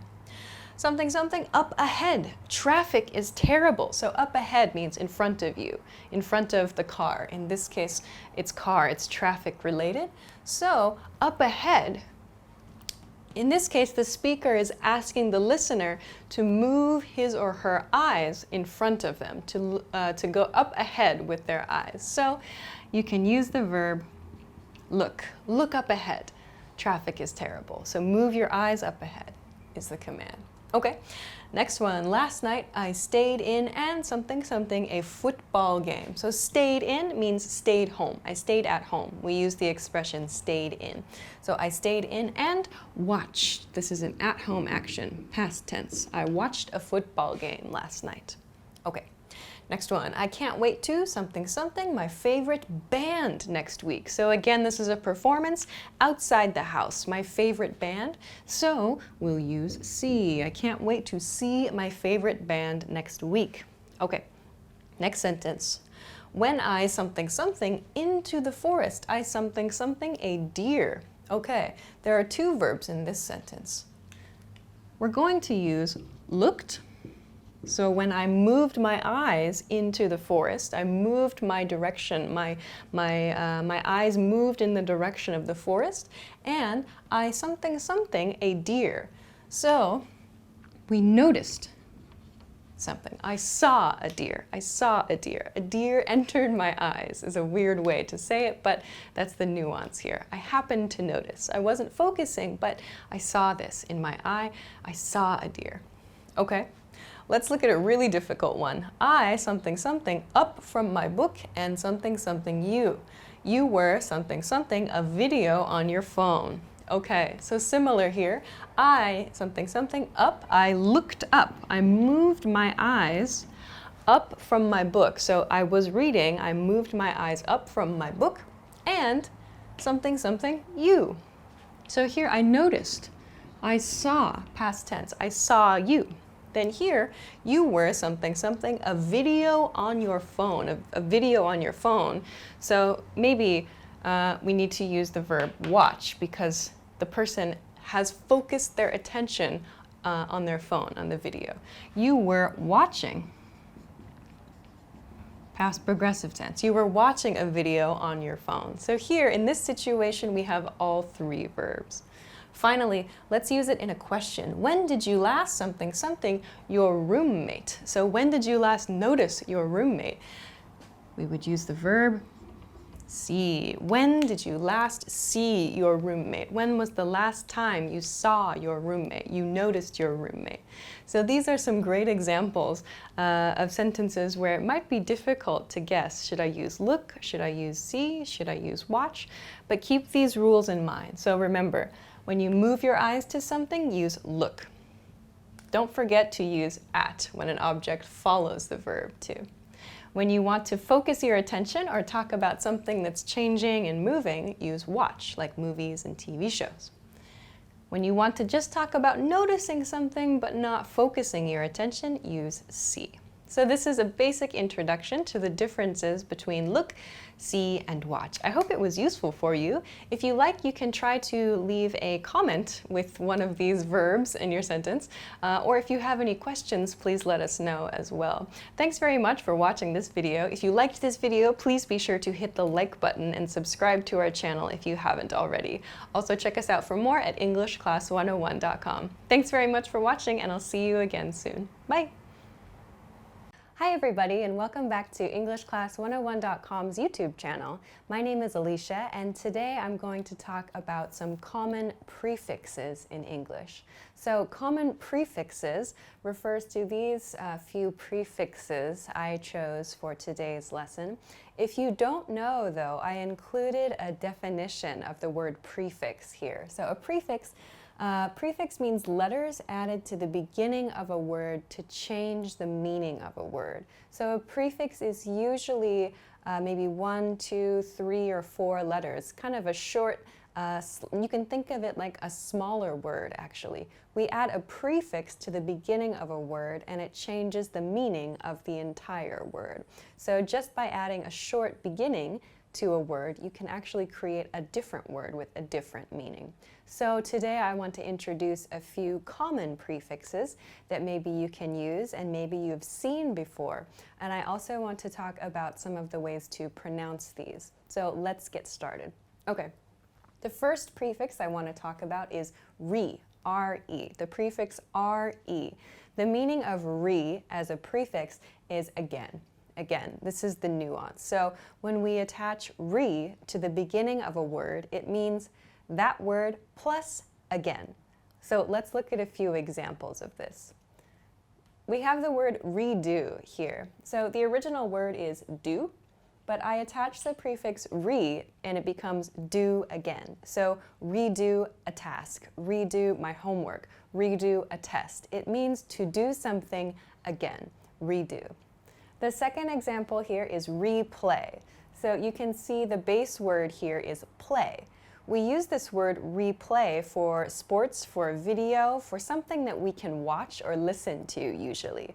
So for example, replay a video, replay a song, replay this YouTube content, for example. So we use replay to play something again. Okay. The next word is reunite. So unite. Unite means come together. We use unite for when people come together, for example. So this word reunite means to unite again. We use this word when we haven't seen someone for a long time and we get to see them one more time. So for example, I reunited with my classmates at a reunion party, or I'm excited to reunite with my family next month. We use reunite to come together. Reunite means to unite again. Okay, last example is recapture. Recapture. So capture is like to take something and keep it, to capture something, like to capture a flag if you know that game, or to capture a person maybe in serious situations like wartime. But we also use capture to talk about emotion. So to capture a sad emotion, to capture a happy emotion, especially in movies or in songs. To capture an emotion is considered a skill. So when we say recapture, for example, we could mean something recaptures an emotion, like that movie really recaptured some memories of my childhood, or that song really recaptured the feeling of the original composer. So re plus capture means capture again. So remember, the prefix re has the nuance, the meaning of again. You attach it to a word to mean that word plus again. Okay, let's go to the next common prefix for today. The next one is anti. You might hear anti or anti. Both are correct. It depends a little bit on the word, and it depends a little bit on what your preferred style of pronunciation is. But you might hear anti or anti. Let's look at a few examples and what it means. So anti or anti means against something. So you'll see in a few examples, anti or anti means against something, to oppose something else. So let's look at the first example. First, I have antifreeze. Antifreeze. So the base word here is freeze, and I have anti meaning against or opposing. So antifreeze is a product that we use for cars, for example, to prevent the machinery, to prevent the fluids in the car from freezing and therefore becoming unable to move. So antifreeze is the name of a product. It's against freezing, or it opposes freezing. It stops fluids from freezing. This is antifreeze. Okay, let's look at one more example. Anti-aging. So aging is our base here. Aging is the process of getting older, the process of aging, the process of getting higher and higher in the number of years we've been alive. So anti-aging, against aging, this is a word that's commonly used for example, skincare products or other maybe food products. These are used, this word is usually used for products that are supposed to help you slow down the process of aging, or try to make it appear as though aging has stopped. So anti-aging is opposing aging. It's against aging. This is the meaning of anti-aging or anti-aging. Okay, the next word is anticlimactic. So climactic here is the base word. So a climax, a climactic moment, for example, is the peak of a moment, like the peak level of excitement in a movie, for example. The climax of a movie is the most exciting part of the movie, or the most dramatic part of the movie. So a climactic moment is a very exciting moment. Therefore, When we look at the word anticlimactic, anti means against. So it's the opposite of climactic. It's not exciting, it's not dramatic, it's not important. We might say that movie's climax was actually really anticlimactic. Or I was really excited to do something this weekend, but my plans fell through. It was really anticlimactic. So anticlimactic means not climactic, or it's the opposite of climactic. Okay, one more example, antihistamine. Antihistamine. So histamine here is the base word. This is a word that's commonly found in allergy products. So if you have allergies, you might know about this word, histamine. It's a chemical, it's a compound.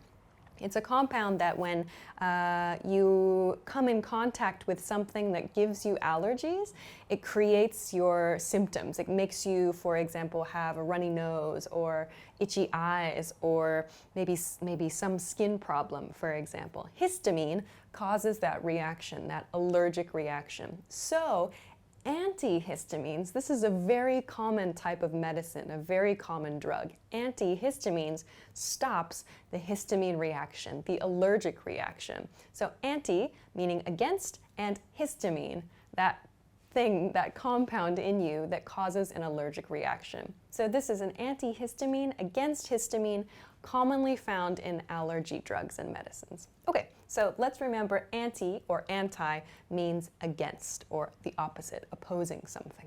Okay, let's go to the next one for today. The next one I want to talk about is dis. Dis. Dis is the next prefix. So dis means opposite or not something. Opposite or not is dis. So the first word here I have is disagree. Disagree. The first word's base word here is agree, agree, to have the same opinion as someone else, for example.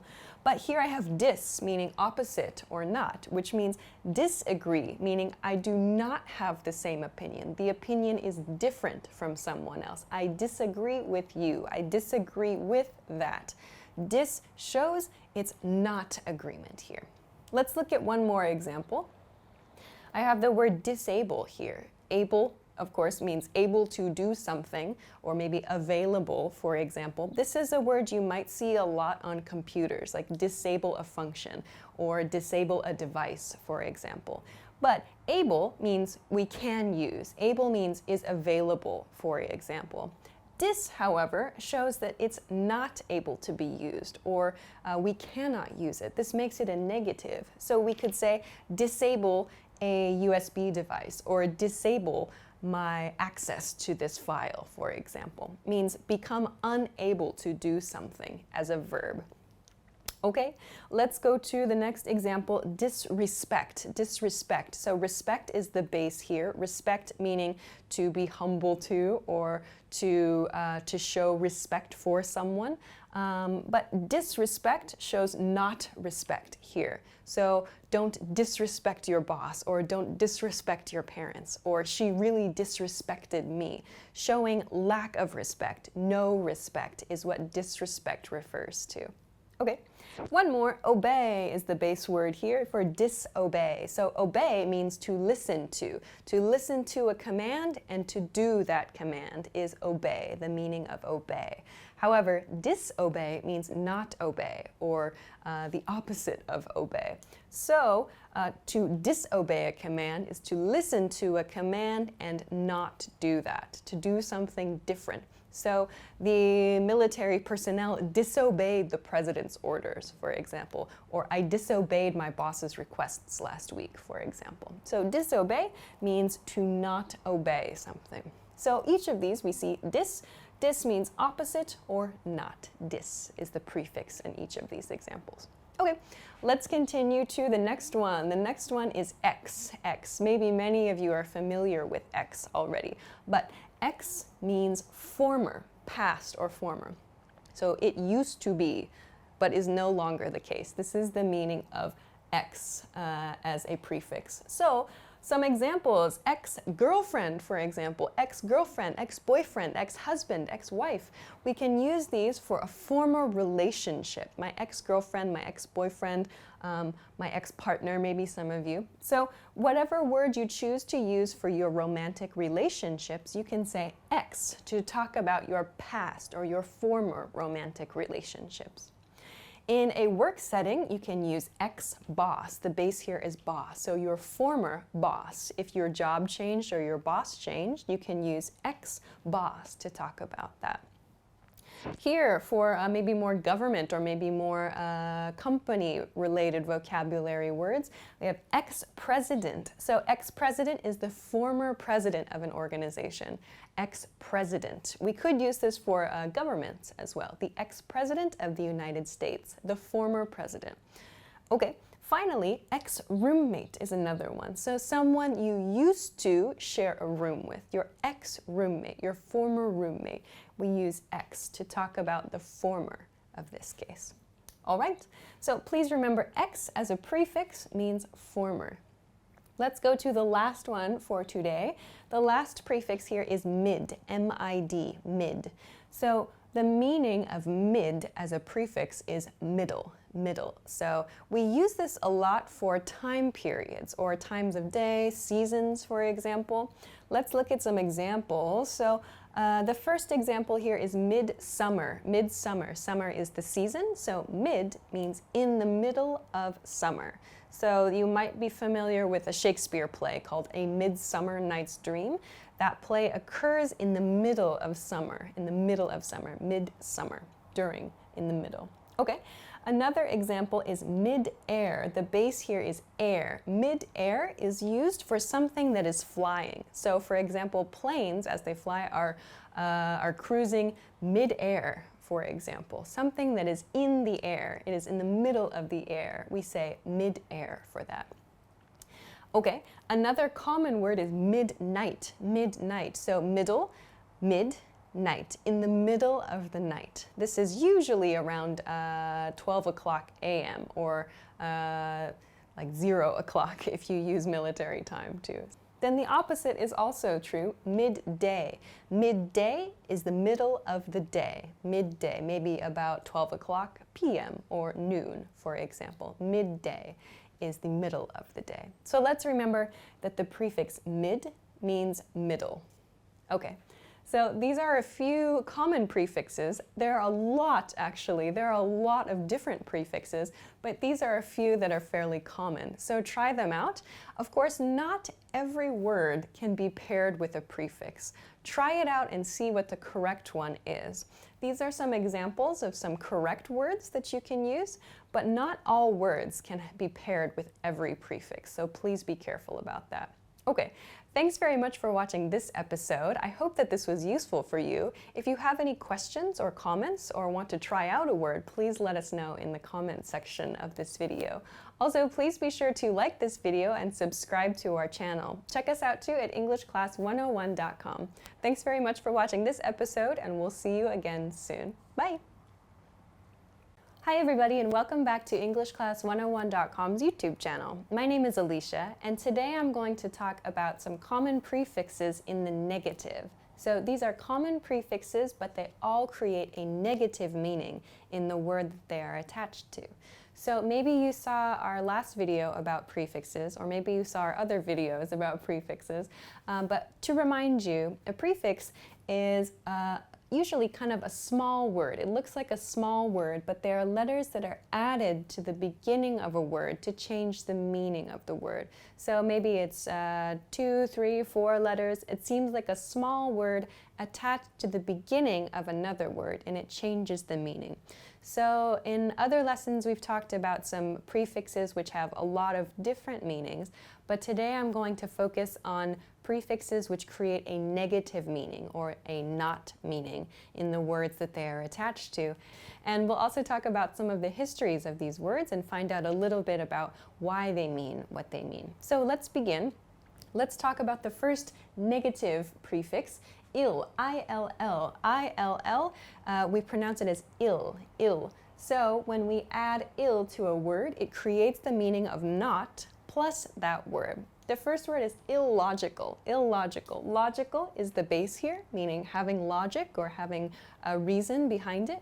Illogical, therefore, means not logical. If you're a Star Trek fan, you might have heard Spock say this to any number of characters in the show. He would say, highly illogical. Illogical means not logical. It's not a reasonable decision, for example. Illogical, not logical. Another one is illegal.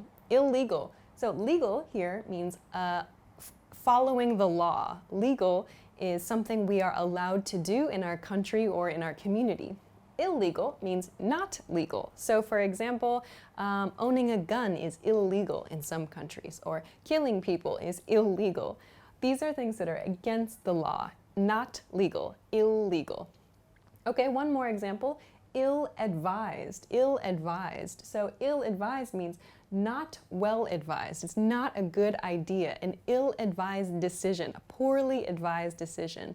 So this ill means not good or negatively advised decision here. An ill-advised choice, an ill-advised plan, for example. These all mean not plus the word that they are attached to. Okay, let's continue to the next one, also a negative. The next one is im, I-M, im is the pronunciation. Let's look at the first one, impossible, impossible. So possible means able to do something, or it's possible to do. Impossible means we cannot do that thing. It is not possible, not able to do something. Impossible. So this is a very common word. It's impossible to go to space without a spacesuit, for example. Okay. Let's look at one more. Imperfect. So perfect means no flaws. Perfect means there's nothing else to do. It's complete on its own, something which is fine. So imperfect means not perfect, not perfect. This is an imperfect solution, an imperfect dinner, for example. Something that is not perfect is imperfect.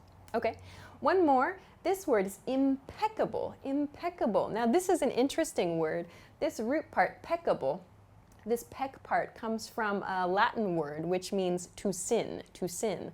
So to sin, plus we have this able part which means able to, and we have this word peck which refers to the Latin meaning sin or to do a bad behavior. Then we finally have im here, meaning not. So in other words, not able to sin or not able to do something bad. In modern English, impeccable means flawless or perfect or really, really nice. Something that's very, very good is impeccable. So for example, she speaks French impeccably, perfectly, flawlessly, beautifully. Or this was an impeccable lunch. This is usually used in situations where something is really, really high quality or really good. Impeccable, impeccable. So this is an interesting word with this im prefix attached. Okay, let's look at some more. Next, let's go to in, I-N, in. We attach in to make words have the opposite meaning. So next, indistinguishable, indistinguishable. So here again we have able, yeah? Able we saw in impeccable too, right? So able, meaning able to do something, plus we have distinguish. So distinguish means we can understand the differences between two things, two or more things, to distinguish something, and able to distinguish something. Here within we see not able to distinguish or not able to understand the differences between two things.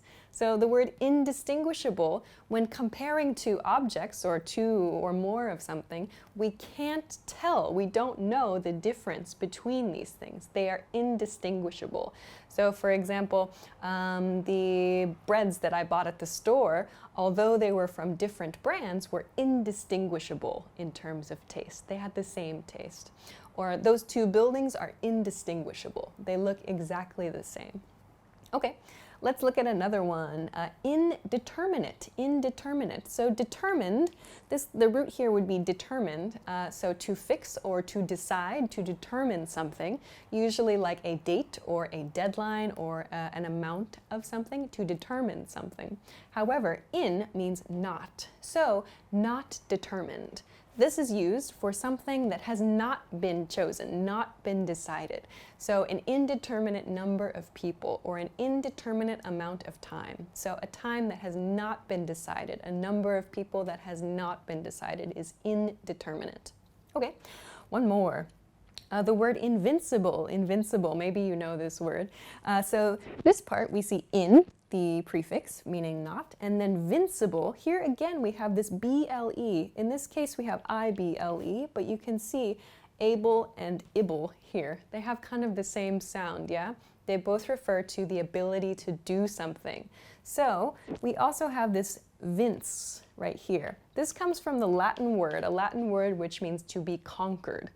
So to be able to be conquered is essentially what's happening here. Able to be conquered. However, in being attached means not able to be conquered. Invincible.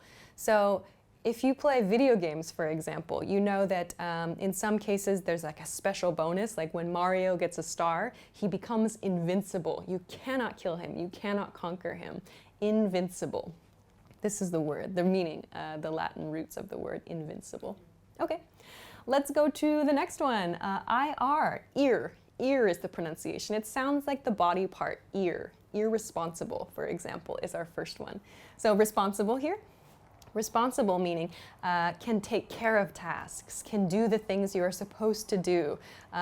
Someone who is responsible can be relied on, for example. So irresponsible means not responsible. Like my coworker is so irresponsible, he never comes to work on time. Or my roommate is so irresponsible, I have to wash all the dishes. So irresponsible, not responsible. Okay, another word, irredeemable, irredeemable. So again, we see this A-B-L-E ending, able meaning able to, and redeem, redeem. So redeem we can use, for example, with like a coupon or some kind of bonus at like a supermarket or at a store or something. So to redeem something means to receive something in exchange for something else. So like to redeem yourself to your boss. So you do something and you get favor from your boss. Or in the case of shopping, you could say, I want to redeem a coupon for a special product, for example. So you do something in exchange for usually something positive. So redeemable means able to do that, able to get kind of that positive benefit from something. But we have the negative ir at the beginning, irredeemable, irredeemable. So something that we cannot redeem. So this coupon is irredeemable, we cannot use it. Or this was an irredeemable offense. So someone does something and they cannot redeem themselves in the future. Irredeemable. So the last example here is irrespective, irrespective. We see that the base here is respect, maybe, respect. So irrespective is used when we want to say without respect for something else. So we don't respect something, or someone does not respect an established standard or an established order, for example. So, for example, in a sentence we might say, he challenged the boss irrespective of the company hierarchy. So not respecting the company hierarchy. Or this list is irrespective of the company's standards, for example. So not respecting something else. Okay, let's go to our final prefix for today, non, N-O-N, non. So we attach non to some words to make the meaning of not. First one is non-sequential, non-sequential. So here we see a sequential at the end here with this kind of base sequence. So sequence means in order, in a sequence of something. However, non means not in sequence, non-sequential. So for example, participant numbers are listed in non-sequential order. Or for example, let's see, salaries are listed in non-sequential order. So sequential means in sequence, in a specific, usually numerical or chronological, by time order. Non-sequential means that they're not in order from 1 to 10, for example. They're separate. Non-sequential, not in sequence. Similar sounding is this word, non sequitur, non sequitur. Non sequitur, this is actually from a Latin phrase, which means it does not follow. Non sequitur. So here we see this seque again, which we saw in sequential. This root word means to follow something else. So a non sequitur as a noun is usually like a statement or some kind of behavior that doesn't seem to quite match the other behaviors around it, or it doesn't seem to follow a conversation. So for example, a non sequitur comment could be a comment completely unrelated to a conversation, or a non sequitur action, for example, something completely unrelated to the situation at hand. So maybe I make a lot of non sequitur comments in the top words series. Okay, so this is an interesting word, non sequitur. It does not follow, so something which does not quite follow the things happening around it. Finally, let's look at the word nonsense. Nonsense. So sense, kind of going back to this word, logic. So sense means something we can understand or something which seems logical. But nonsense means there's no sense. There's no way to understand it. It's something that's very difficult or impossible to understand. So nonsense, like my coworker's idea was nonsense. It was impossible to understand. There was no sense about it. This is the word that we can use with non and sense together. Okay, so these are a few different prefixes that we can use to make negative words. All of these prefixes here will make a word negative. Please be careful, you cannot mix and match these prefixes with different words. These are set phrases. For example, we cannot say impossible, ill possible. We cannot say illegal, for example. You have to study these as they are. You can't just choose the prefix that you prefer. But if you see these prefixes attached to a word, now you can probably guess the meaning, or at least part of the meaning. So I hope that that's useful for you. So thanks very much for watching this episode. I hope that it was useful for you. If you would like to try out an example sentence or making an example word in the comments, please feel free to do so below this video. Also, please make sure to like this video and subscribe to our channel as well. If you want to, you can check us out at EnglishClass101.com for more good stuff. Thanks very much for watching this episode, and I will see you again soon. Bye! Hi everybody, my name is Alicia, and today I'm going to talk about prepositions of time. I'm going to talk about a few prepositions we use when we're talking about time and time periods. So let's get started. Okay. So the first preposition of time I want to talk about is on. We use on for days, for example, on Sunday, on Monday, on Tuesday. And we use on for the weekend, like on the weekend or on weekends. These are the two cases where we use on as a preposition of time. I like to something something on Sunday. I like to something something on weekends. We use on in these two cases. The second preposition of time I want to talk about for today is at. So we use at when we want to talk about a time, and by time I mean o'clock, like 7 o'clock, at 9 o'clock, at 10 o'clock. We can also use at with AM and PM, like at 2 a.m., at 7 p.m. We use at to talk about a specific point in time, a specific number, for example. We also use at with the expression at night, at night. I like to something something at night. I usually something something at night. We always use at in this case.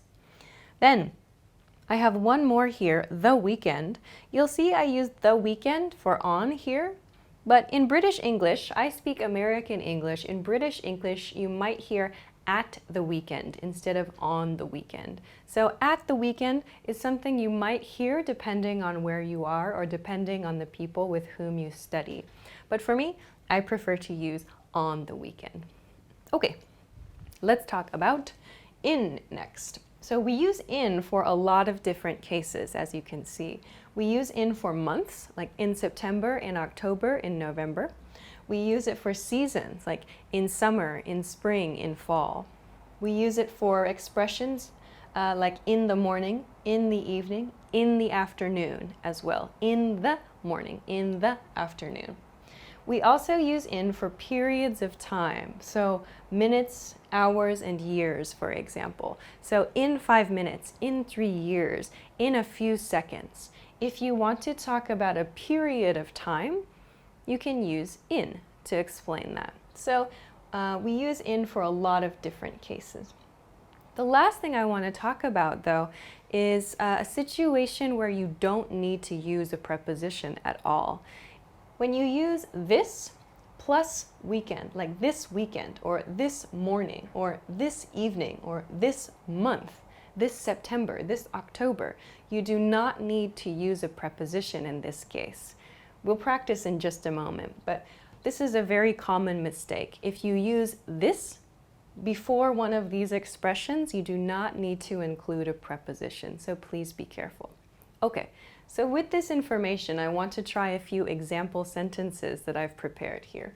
The first one is, I have to leave something something 5 minutes. 5 minutes is a period of time, so we know the correct preposition is in. I have to leave in 5 minutes is the correct answer here.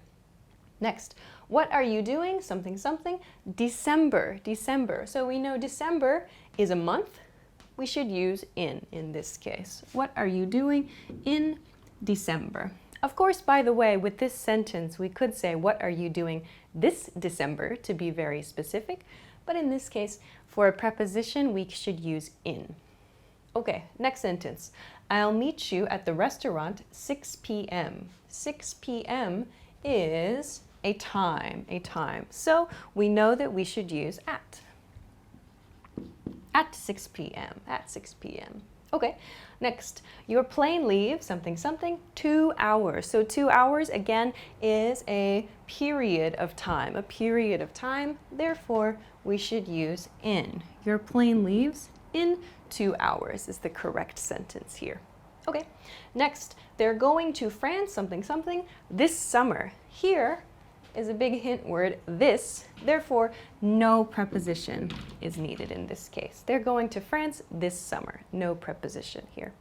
Okay, next, he's meeting us in the station something something noon. So noon, I've used the word noon here, but noon is a time. It means 12 p.m., yeah? So because it's still a time, we should use at. At noon is the correct sentence here. Okay, next, can you meet me at the cafe something something 2 p.m. So 2 p.m. here we have another time. At 2 p.m. is the correct answer here.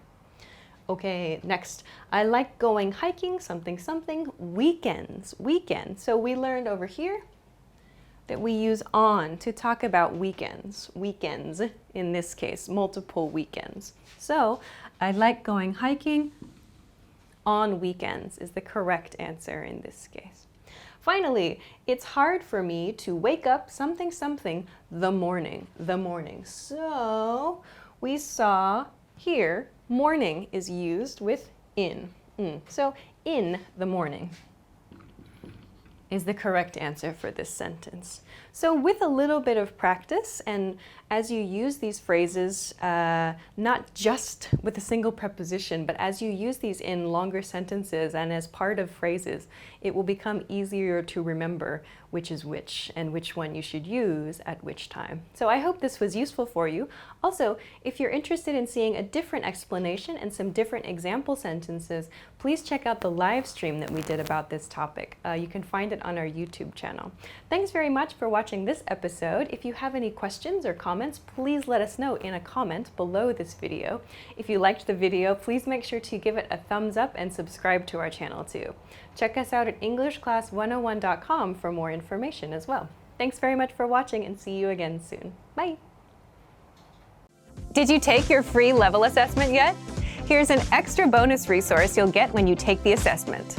When you receive your result and learning level, you also unlock a free language course for your specific level, so you can start learning and level up your language skills. Just click the link in the description to get access. Hi everybody, my name is Alicia. Welcome back to our English class channel. Today we're going to be talking about the difference between by and until. So let's get started. Okay, so first we're going to talk about by. By marks a deadline for an action to finish. By marks the point where an action completes or is replaced by another action. So really think about using by to express a deadline. Something is going to stop, or you must finish an action at this point in time. So we can think about by as marking some point in the future. So by marks some point in the future where an action is going to finish, an action is going to be completed. So in an example sentence I have, I'll be at the office by 7 p.m. So in this sentence, the speaker is not at the office, but 7 p.m. is the deadline.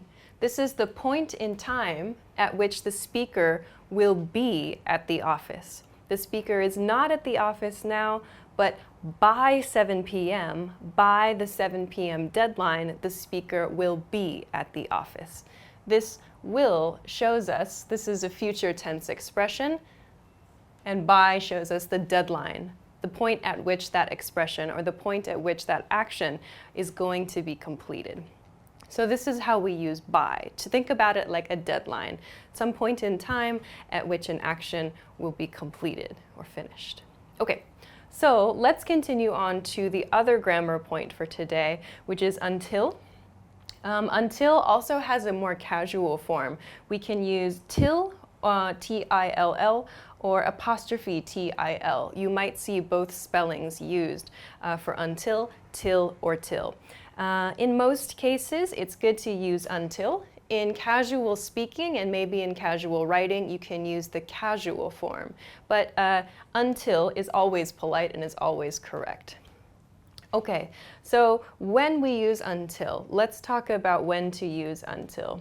We use until to talk about a continuing situation or a continuing state now in the present or in the future, but it's going to change or stop. So the key difference, one key difference here perhaps, is a continuing situation, a continuing state. With by, the nuance is a deadline. Something is going to finish at a deadline. Here, however, until gives us the nuance of something that's continuing. Something true now, for example, but that may not be true in the future. Until marks the point where that action or that state is going to finish or change. Okay, so we can think of it rather than as a deadline, as a key point in the future somewhere where action A continues until a point where we use until, and then a second action begins. Something is going to change at the until point. With by, however, we don't have the nuance of an action changing. We only have the nuance of a deadline. So here, until is used to show that something different is going to happen, or something will finish, but there's going to be a change after the until point. So for example, this sentence, very similar to the by example sentence, is I'll be at the office until 7 p.m. So here we have the future tense I will. I'll be at the office until 7 p.m. This sentence shows us the speaker is at the office right now. However, at 7 p.m., until shows us that 7 p.m. is the point at which the situation or the state is going to change. So at 7 p.m., the speaker is probably going to leave the office. Until shows us that right here, the action or the state is going to change. So please keep that in mind. Until shows you a change in something. By shows more of a deadline for an action that is continuing. So I hope that we can practice this in a few example sentences now. Okay, so let's try to choose the correct word to use in these example sentences. Should we use by or should we use until in these cases? So the first one I have is he has to find a new job, blah, blah, blah, March. So in this case, we see a point in time. We can think about it. Should we use by or until here? If we use by, we see that the deadline nuance matches here. He has to find a new job by March. If we use until, he has to find a new job until March. There's no information in this sentence that shows us a hint or that gives us a hint about how the action is going to change. Until does not make sense for this question, so we should use by in this case. He has to find a new job by March is the correct answer for this sentence. In the second sentence, I'm not going to go to bed, blah, blah, blah. I finish this movie. So in this sentence, we have at the end, I finish this movie. So there's some action maybe that's continuing here. And we have another action. I'm not going to go to bed. In this case, it's a negative. So there are two actions here. This is a pretty good hint that there's an action that's going to change at some point, instead of the nuance of a deadline. So for this sentence, until is the best answer. I'm not going to go to bed until I finish this movie. This shows us that at this point, the point where I finish the movie, I'm going to go to bed. This marks the change in the continuing state or the continuing situation. So the next sentence is they need to write their reports, blah, blah, blah, tomorrow. So this sentence, there's no change in the sentence. We don't have any hints about some kind of different action that's going to happen. Instead, we have maybe what seems to be a deadline, some requirement here too. So if we try to use until, it doesn't make sense. There's no changing action. We can't guess about what might happen in the future or a change that might happen. So by is the best answer here. They need to write their reports by tomorrow. Tomorrow is the deadline. So we can guess that tomorrow is the deadline here. By shows us that it's the deadline in this case for this task. All right. Let's take a look at something a little bit different. Here we have, we can't leave the house, blah, blah, blah, your mother calls. So again, there are two situations, there are two actions involved in this sentence. We have leave the house and your mother calls, makes a phone call. So because there are two actions here, we can guess that there's some change that's going to happen. So because we learned that until marks a change in actions, we know that until is the better answer here. Okay. We can't leave the house until your mother calls would be the correct sentence here. All right. So let's look at the next sentence though. This one is a tricky sentence. This one is a little bit difficult. We have, I'm not going to be there, something, something, 8 p.m. So here, we have 8 p.m. at the end of a sentence, which looks like a deadline, right? We have going to be there. So should we use by or until for this sentence? It's difficult because actually both are okay for this sentence. I'm not going to be there by 8 p.m. is correct, and I'm not going to be there until 8 p.m. is also correct. However, the meanings are very different. Just as we practiced in these two sentences, I'll be at the office until, I'll be at the office by 7 p.m., the same is true here. I'm not going to be there by 8 p.m. means I'm not going to be there at 8 p.m. It's not possible for me. I can't go. However, I'm not going to be there until 8 p.m. This sentence means after 8 p.m. or beginning at 8 p.m. and after I'm going to be there. So please be careful. In some cases, both by and until are correct, but they change the meaning of the sentence. Okay. Let's continue to another example. So the next example sentence is also a little bit difficult. It's, if my date doesn't arrive, something, something, 7 p.m., I'm leaving Okay, so here we do have two actions. Doesn't arrive, my date doesn't arrive, a negative point, and I'm leaving. So it seems like there are two actions here. However, we have this 7 p.m. This marks a deadline, right? So if my date doesn't arrive, there's some deadline here. If this is not completed, something is going to happen. The person is going to leave. So in this case, 7 p.m. is showing a deadline. So we have to use by.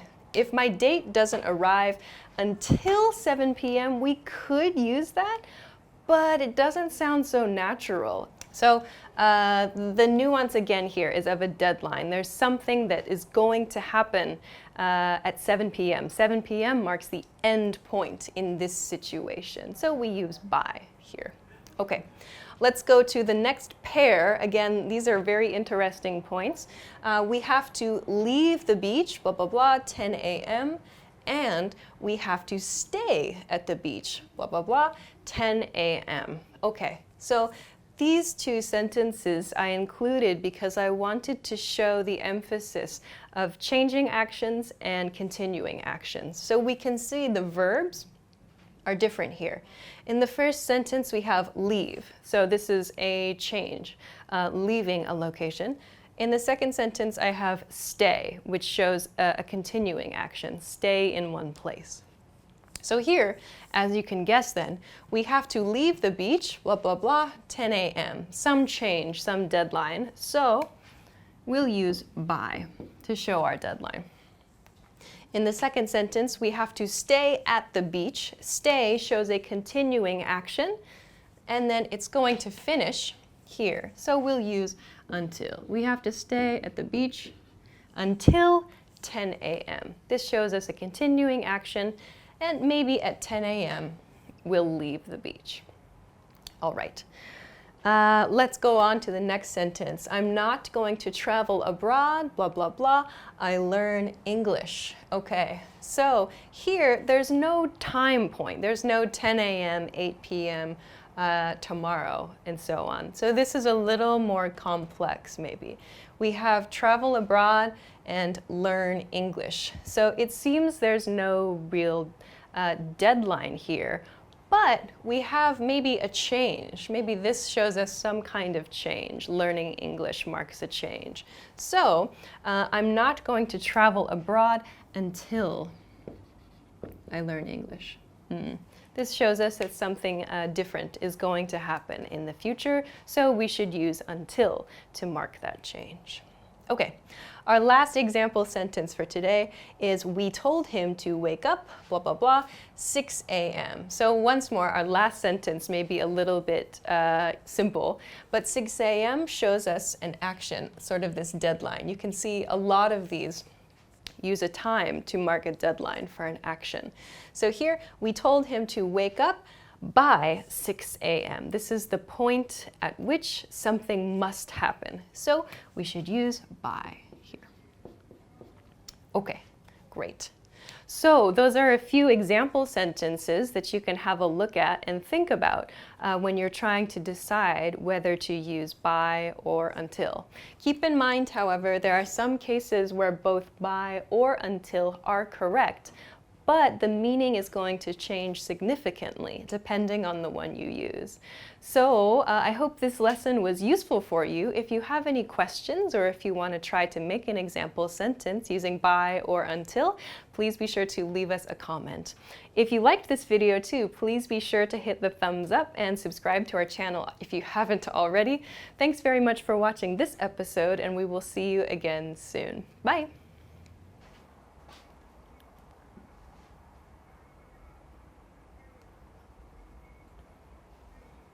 Hi everybody, my name is Alicia. Today we're going to be talking about simple past tense. We're going to talk about how to make simple past tense statements in English. So let's get started.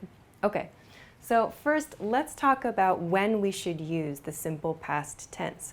Simple past tense statements for today are for actions that started and ended in the past. So these are things that both started or began and ended in the past.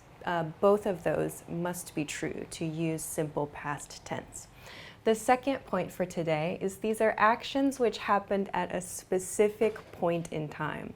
So a specific point in time can be yesterday, it can be an hour ago, it can be last year, it can be when you were a kid.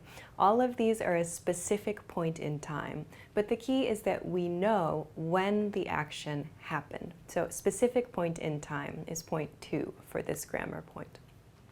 Third, we can use simple past tense for repeated actions in the past. So things you did every week or every month or every year, every summer, every hour if you like. But one point about this, make sure to include a frequency indicator if you want to talk about an action that repeated in the past. Frequency indicator, for example, I just mentioned a few: every week, every month, every year. So frequency meaning how often. An indicator shows how often you did that. So you can use repeated actions with past tense to show let's see, something you did a lot in the past, for example. So to give you a visual, the past is down here, now is this point here, and future is up here. When we use the simple past tense, it's an action that started and ended in the past, somewhere before now. That's one. It's at a specific point in time. So this action and this action, we know when they happened. It could be this morning, it could be yesterday, for example, but we know when these actions happened. Third, we can use for repeated actions, so maybe these actions repeat, but we know when the repetition happened. We know when we repeated these actions, so it's okay to use simple past tense to describe those.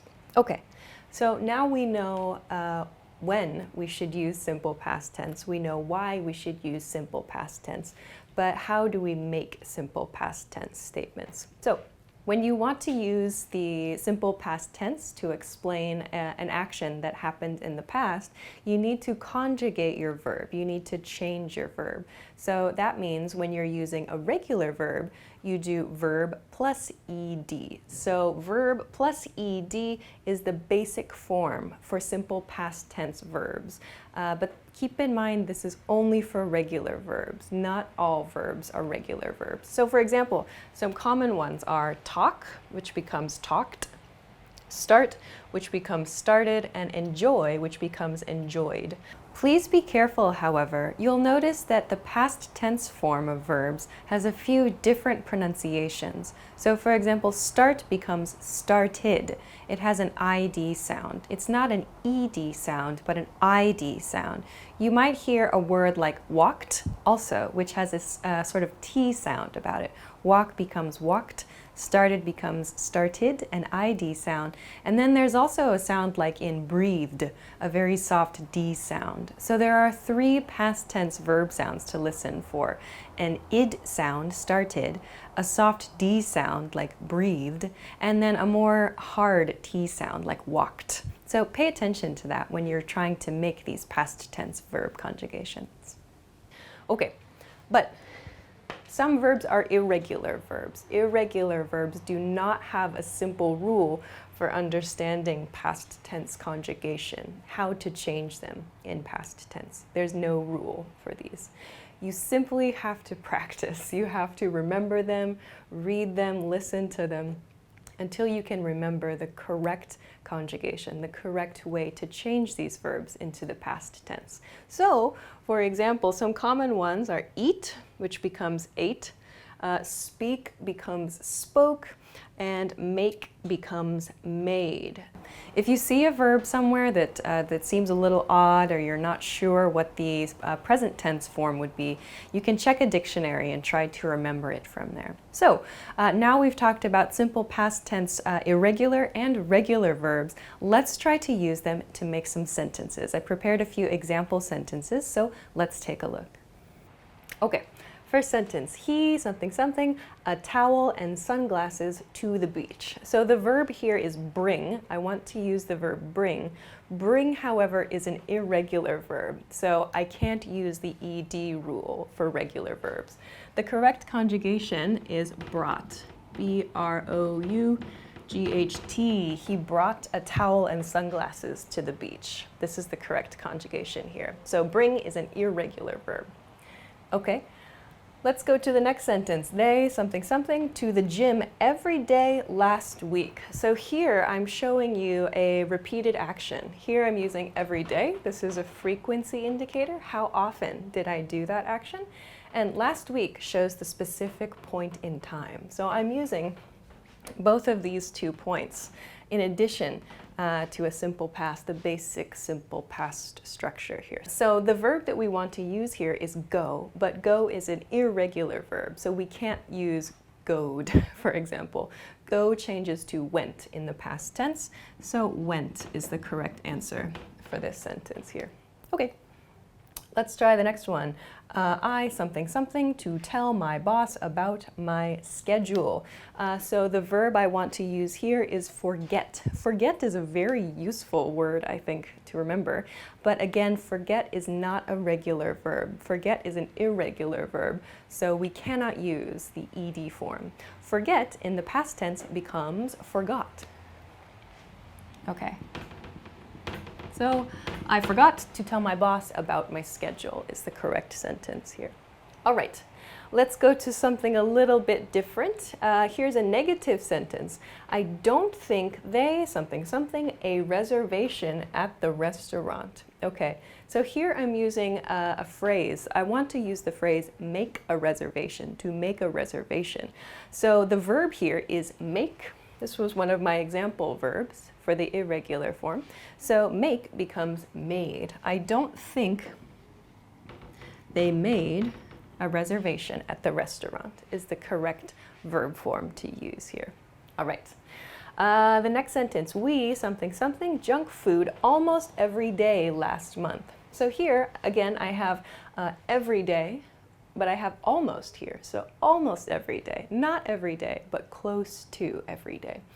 And then last month is my specific point in time in this case. So here we have junk food. That means that the verb we want to use is probably eat. And we learned that eat is an irregular verb. There's no rule for conjugating this. We just know that eat becomes ate. We ate junk food almost every day last month. Great. Okay. So next sentence has 2 spaces for verbs, actually. Okay, so the next sentence that I've prepared, I included because a lot of my students ask about how to report information. When you want to report information, share something that you heard from a friend, a past tense action, you need to conjugate the reporting verb. For example, say becomes said, or hear becomes heard.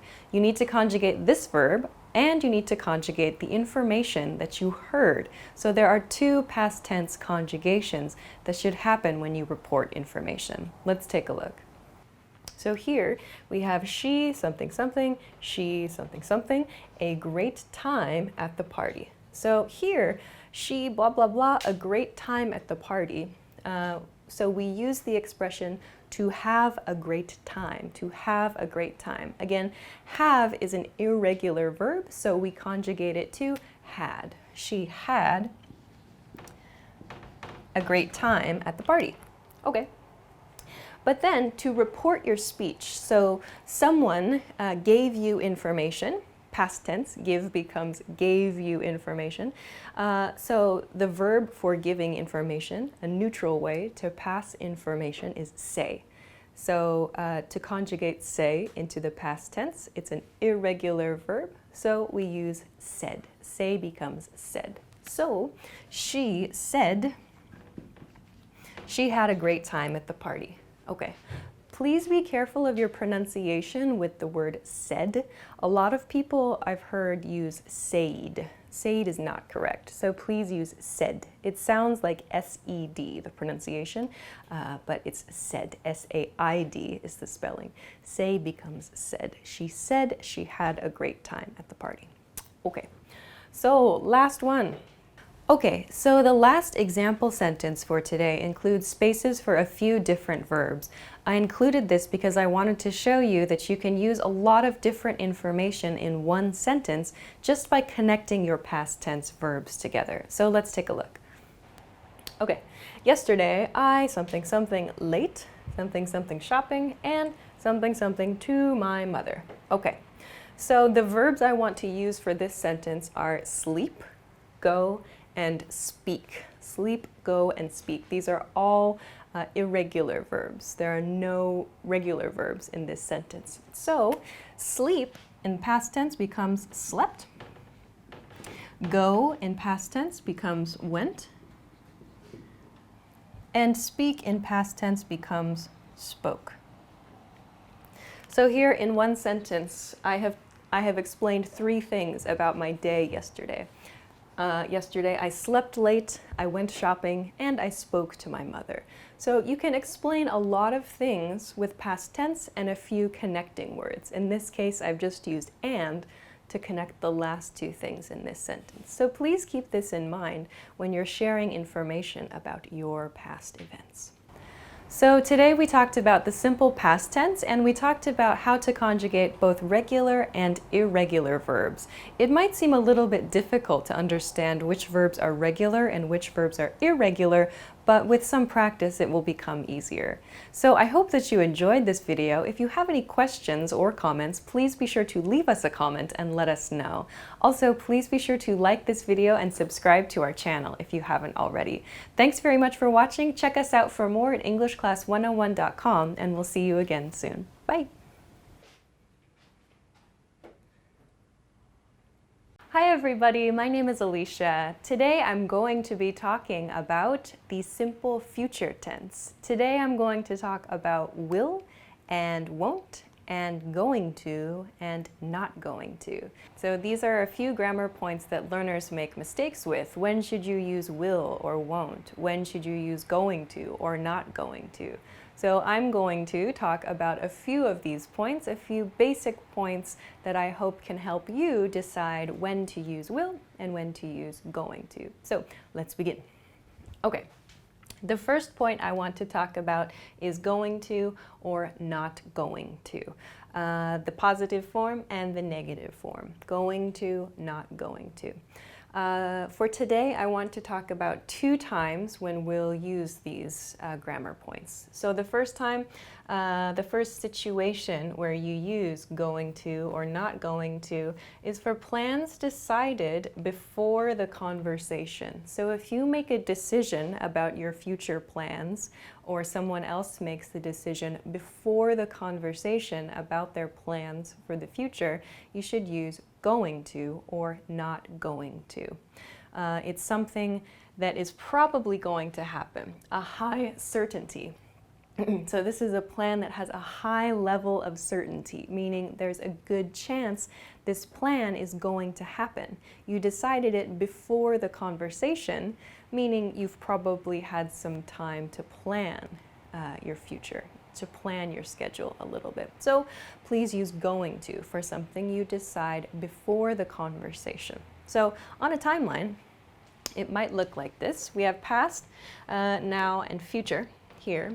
So your plan is for the future, yes. But you decided on the plan sometime before the conversation. So if this point, this is now, this is your conversation, you made the plan, you made the decision before the conversation. In this case, use going to. I'm going to. At the beginning of this video, I said I'm going to talk about simple future tense, will and going to. I decided before this video started about my plans. I decided what I was going to talk to you about before the video started. So I used going to introduce that plan. So please keep this in mind. Okay, but let's talk about will now. So we use will and won't for decisions that are made at the moment of speaking. So keep in mind, will is the positive form, won't is the negative form here. So a decision made at the moment of speaking. This is one way to use will or won't.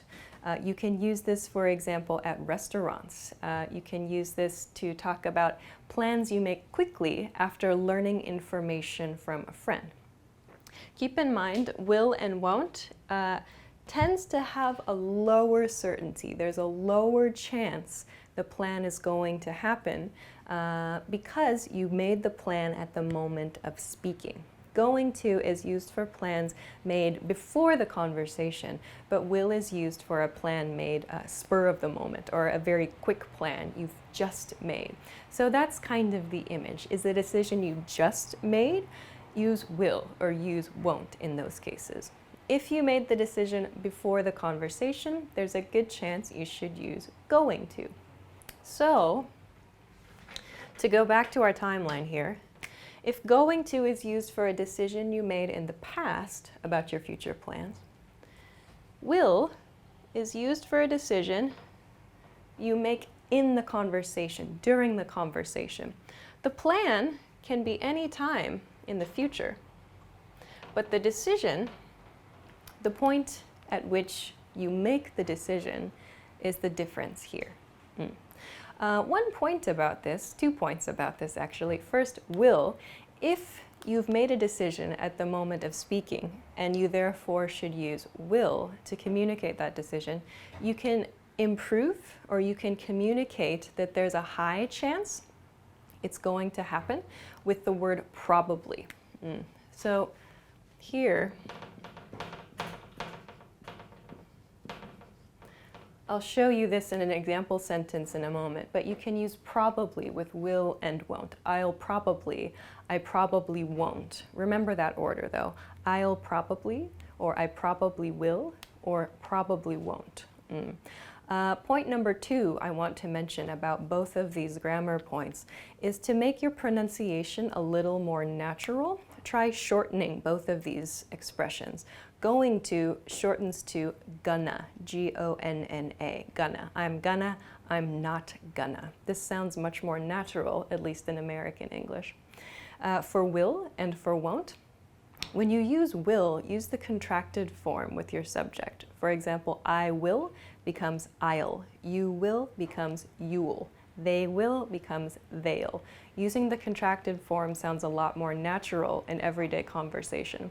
It's correct to say you will, they will, but it sounds really stiff and unnatural. So please use the contracted form to sound a bit more natural. You can use the contracted form with probably for will. I'll probably, they'll probably, we'll probably. These are all pretty good. Okay, so let's practice using them. All right. First example sentence, maybe something something, go hiking tomorrow. So how do we know? Is this a will sentence or a going to sentence? We have a hint here, maybe, maybe. So meaning there's a low level of certainty, perhaps, a low chance that this is going to happen. So let's say, maybe I'll go hiking tomorrow. This is probably the best answer. Maybe I'm going to. While you can communicate the idea, yes, it sounds like you decided your plan before the conversation, but you're using maybe, so it doesn't quite match. Instead, use I'll. Maybe I'll go hiking tomorrow.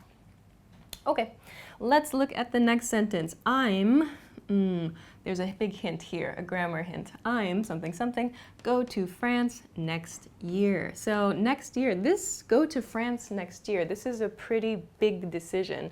Most people probably would not make this decision at the moment of speaking. So we should use going to. I'm going to go to France next year. This is the correct use of going to in this case. A decision made before the moment of speaking, and there's a high level of certainty here. Okay, let's look at the next one. I decided, here's a hint, past tense decided, if you watched a different video. I decided that I'm something something, go out for dinner. I'm too tired. Okay, so past tense, this shows us a big hint. Past tense, decided. This implies the decision was made before the conversation. So, I'm something something, go out for dinner. I'm too tired. Here's another hint. So, go out for dinner and too tired. This should probably be, I'm not going to go out for dinner. I'm too tired. So, this person has decided. I'm not going to go out for dinner. We should use going to, the negative not going to, because the speaker made the decision before the conversation happened, and there's a high level of certainty. There's a high chance that this is going to happen. So we should use going to in this sentence.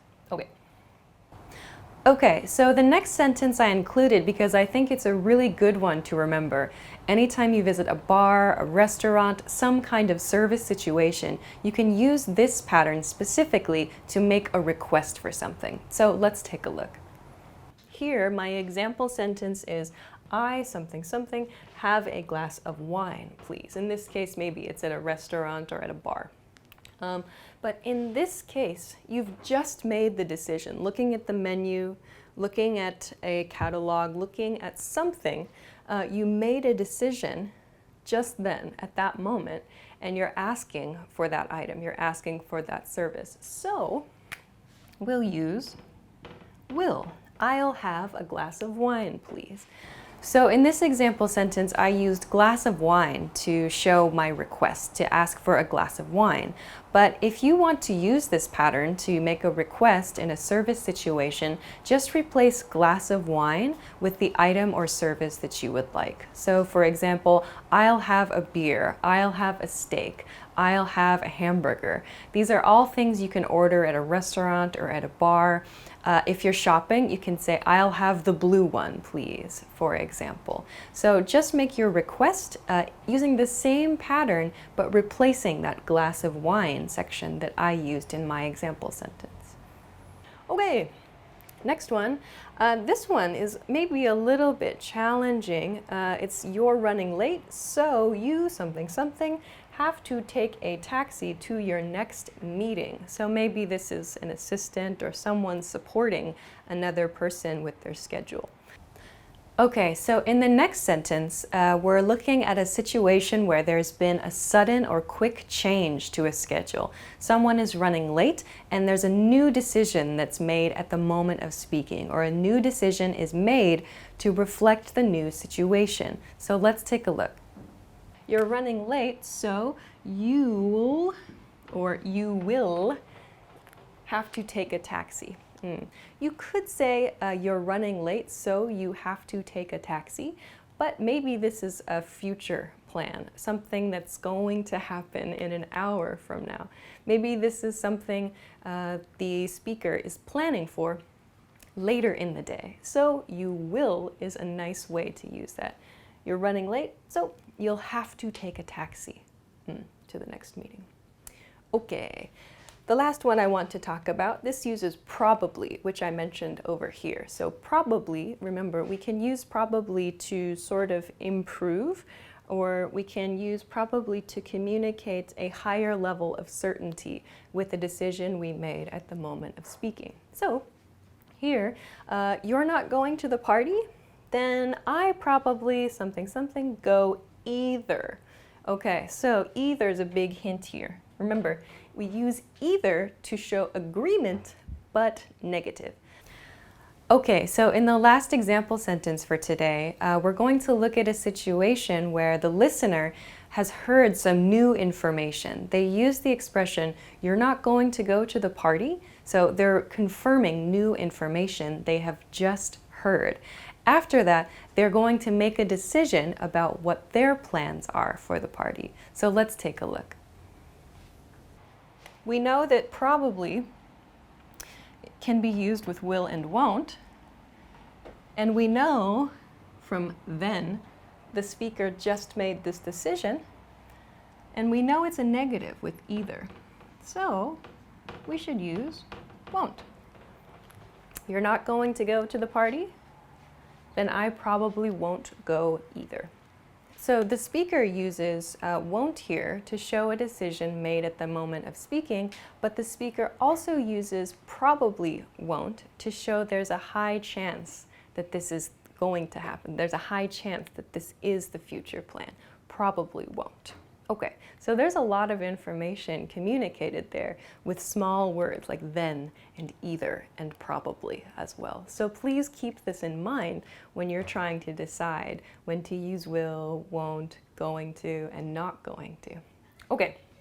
So that's my recap of a few useful grammar points, how to talk about your future tense plans. So I'm going to finish the lesson now.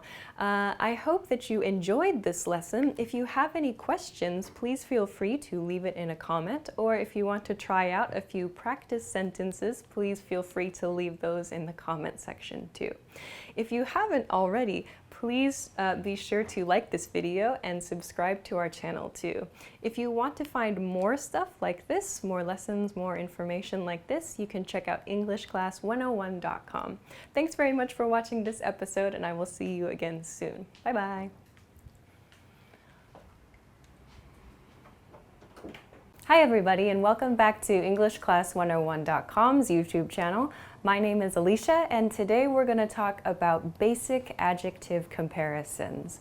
So today I'm going to explain how to make a basic adjective comparison. We'll talk about short adjectives, long adjectives, and some sample question patterns and some sample statement patterns you can use with this grammar. So let's get started.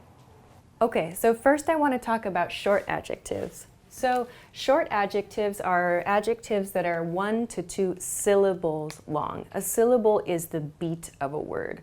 So for example, the word small has 1 beat, small. The word fast has 1 beat, fast. Pretty has 2 syllables, pretty. So a syllable is like the beat of a word. So for short adjectives, adjectives which have 1 to 2 syllables, to make the adjective comparative form, we use the adjective plus ER. This is how we make the adjective form, the comparative form of the adjective. However, please note, if the adjective ends in a Y, like pretty, the form is still the same. It's the adjective plus an ER sound, but the spelling does change. So if your adjective ends in a Y, please drop the Y from the end of the adjective and add IER instead of only ER. This is special. It's only for adjectives which end in Y. So please be careful with spelling. In pronunciation, it doesn't make that big of a difference, but just please note it when you're writing things. Okay. So for example, with the 3 adjectives I just mentioned, small, fast, and pretty, we just add ER to the end. Small becomes smaller. Fast becomes faster. Pretty becomes prettier here. So this is how we make the adjective the comparative form of an adjective, a short adjective, 1 to 2 syllables. Okay. Let's talk about how to make the comparative form of an adjective with 3 or more syllables. So, for a long adjective with 3+ syllables, the adjective does not change. The adjective stays the same. However, we have to add more or less before the adjective. So, for example, with the adjective beautiful, we can add more or less in front of the adjective, before the adjective, to make the comparative form. The same thing applies to the adjective expensive. So expensive also gets more or less before the adjective, and this makes the comparative form. So please remember there is no need to change the adjective if the adjective is more than 3 syllables. If it's fewer than 3 syllables, please make sure to use this pattern, the short adjective pattern. However, there are a few adjectives which have an irregular form, an irregular comparative form. A few of them are up here on the board. So, some irregular adjectives are good, bad, and fun. Good does not become gooder or more good. Good, in fact, changes to better. So please be careful here. Good becomes better. Bad becomes worse. We do not use badder or more bad. Please use worse. Bad becomes worse in the comparative form. For fun, the long adjective rule applies to fun. So please use more or less in front of the adjective fun to make the comparative form. Okay, so now that we know how to make a comparison, let's talk about a few different patterns that you can use to explain a comparison, to make a comparative statement, or to make a question asking someone to compare two or more items. So first, to make a positive comparison, we'll say A is plus the comparative adjective, then B. So for example, I could say,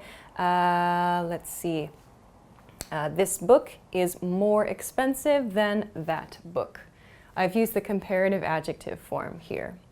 To use a short adjective, I could say, that shop is smaller than this shop. So just make sure to use the comparative form here. In the negative comparison, however, you'll see it's slightly different. When you make a negative comparison, you'll say A is not as plus the regular adjective. There's no change to the adjective in this sentence pattern as B. So for example, A is not as big as B. A is not as expensive as B. So please be careful. When you're making a negative comparison, you're not changing the adjective. The adjective will remain the same. There's no need to update this part. So please be careful here. Finally, I want to talk about a few questions.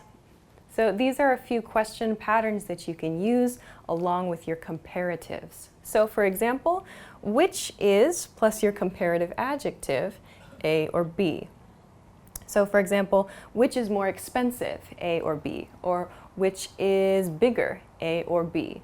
Here you need to use the comparative form of the adjective in your question. The same thing here, is A or B comparative adjective? So is A or B bigger? Is A or B more expensive? You can use both of these patterns to ask simple information questions using the comparative form. So let's try this out in a few example sentences. Okay, so the first sentence that I have, my brother is something something than me. I want to use the adjective funny here. So funny has two syllables, funny. It also ends in Y. So I know I need to apply this rule I just talked about here. So the correct answer is funnier. My brother is funnier than me. This is the correct answer. Okay, let's go to this one. Thai food is something something than French food. For this one, I want to use the adjective spicy. So spicy, just like funny, ends in Y, and it's a short adjective. So again, I need to apply this rule here. So Thai food is spicier than French food is the right answer for this one. Okay, next I have a new house is more, so this is a big hint word for me, more something something than a new car. I want to use the adjective expensive. I know that expensive is a long adjective, so this is the rule that applies. This means there's no change to the adjective. A new house is more expensive than a new car is the correct sentence here. Okay, let's go to the next one. French fries are something something than onion rings. French fries are what? So I want to use the irregular one, the irregular adjective good. French fries are good becomes better in the adjective comparison form. So French fries are better than onion rings is the example sentence. Okay, so let's go to next. Batman is something something than Superman. All right, so for this one I want to use the adjective exciting. Exciting. So exciting has 3 syllables. I know I need to use the long adjective rule here. So Batman is more exciting than Superman is the correct answer for this one. Okay, So let's go to the next one. Shopping for clothes is not as something something as shopping for food. So we learned here there's no change to the adjective when I'm making a negative sentence. So I want to use the adjective fun here. Fun, therefore, does not change in this sentence. So shopping for clothes is not as fun as shopping for food. Okay. The final example sentence, listening to music is more something something than driving a car. So here, again, I have this hint word, more. So that means that it's probably going to be a long adjective. Okay, I want to use the adjective relaxing in this sentence. So, more relaxing than driving a car. All right. So these are a few examples of ways that you can use the adjective comparative form to make a lot of different sentences, to make positive statements, to make negative statements, and you can try to make a few questions with this grammar as well. Just if you're not sure which adjective form to use, just think about the number of syllables in the adjective you'd like to apply, and you can try using the rule we talked about on this side of the board. So I hope that you enjoyed this lesson. If you have any questions or comments, please be sure to let us know in the comment box below this video. If you haven't already, please be sure to give this video a thumbs up and subscribe to our channel too. You can also check us out at EnglishClass101.com. Thanks very much for watching, and we'll see you again soon. Hi everybody, welcome back to EnglishClass101.com's YouTube channel. My name is Alicia, and today I'm going to talk about the difference between really and very. These are sometimes confused, or it's difficult to know when you should use really or when you should use very. So today I'm going to give a quick explanation that hopefully can help you decide when to use really and when to use very. So let's start. Okay, first, there's one thing that's common, one thing that both of these do. Really and very are both used to add intensity or to add emphasis to what you're saying. So both of them have the same effect. Okay, but let's start with really. Really is used to modify, so to add emphasis to change verbs.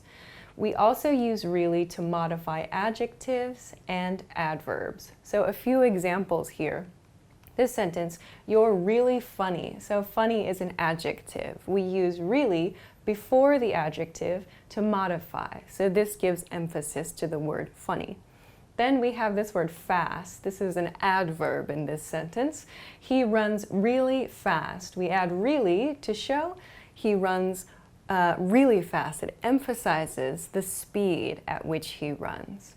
Finally, I have the adjective tired. I'm really tired. So we emphasize tired by placing really before the adjective.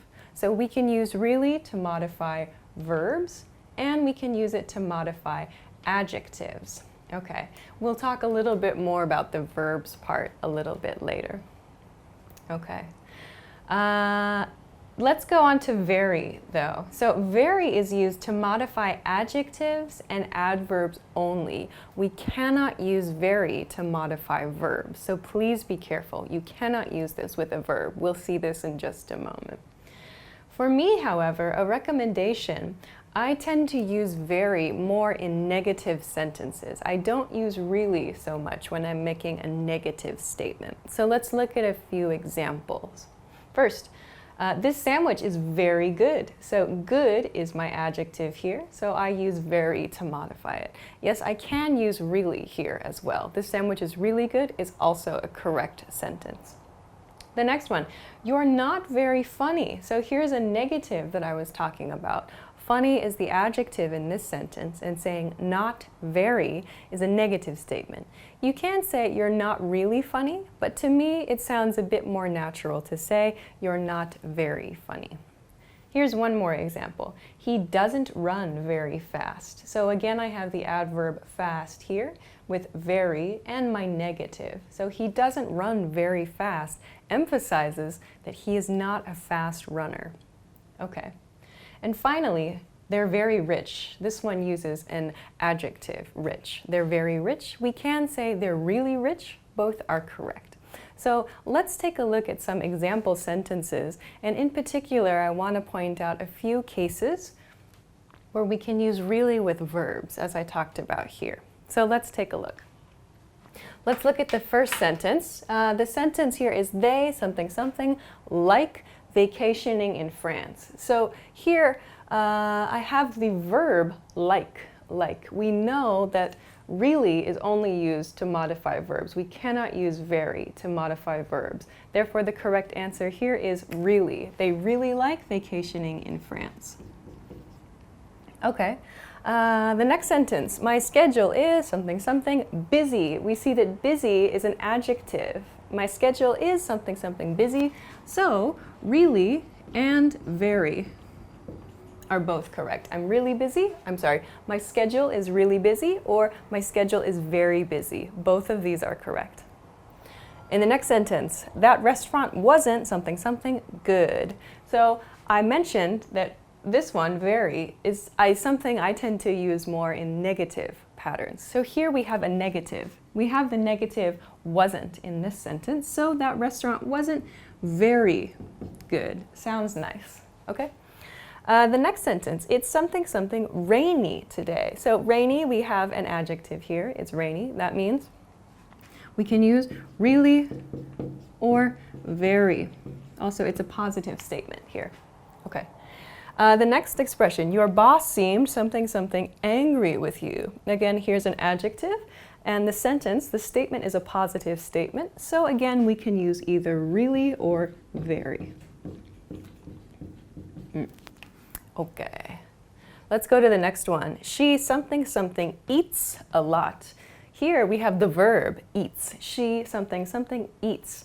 Because it's a verb, we know we can only use really in this situation. So she really eats a lot is the correct sentence here. Okay, similar, we have he something something hates cats. So hates is our verb here. Again, the same rule applies. We can only use really with verbs, so really is the correct answer. He really hates cats. Okay, one more. I something something hope we can I something something hope we can catch up soon. So once more, our verb is hope. I hope. We're emphasizing. I really hope. So these three all have the same pattern. They're all modifying a verb here. Okay, final one. This is something something easy. So easy is an adjective. We can use really or very in this case. This is really easy, or this is very easy. Both are correct in this case. All right. So that's a quick overview of when to use really and when to use very. Please remember you can only use really in front of a verb, and if you're making a negative statement, try to use very instead of really. It'll sound a little bit more natural. I hope this video was useful for you. If you have any questions or comments, please be sure to let us know in the comment section below. Otherwise, please make sure to like this video and subscribe to our channel if you haven't already. Also, please check us out at EnglishClass101.com for more good information. Thanks very much for watching this time, and we'll see you again soon. Bye! Now that you're finished with this lesson, want to know if your English skills have improved? Take our free assessment test to assess your language, discover your true learning level, and get free access to a language course for your specific level. An easy-to-follow course where you learn the real language, the everyday conversations that you'll soon have, and absorb these practical conversations just by listening along, with quick audio and video lessons from real teachers. So click the link in the description and sign up for a free lifetime account to get assessed.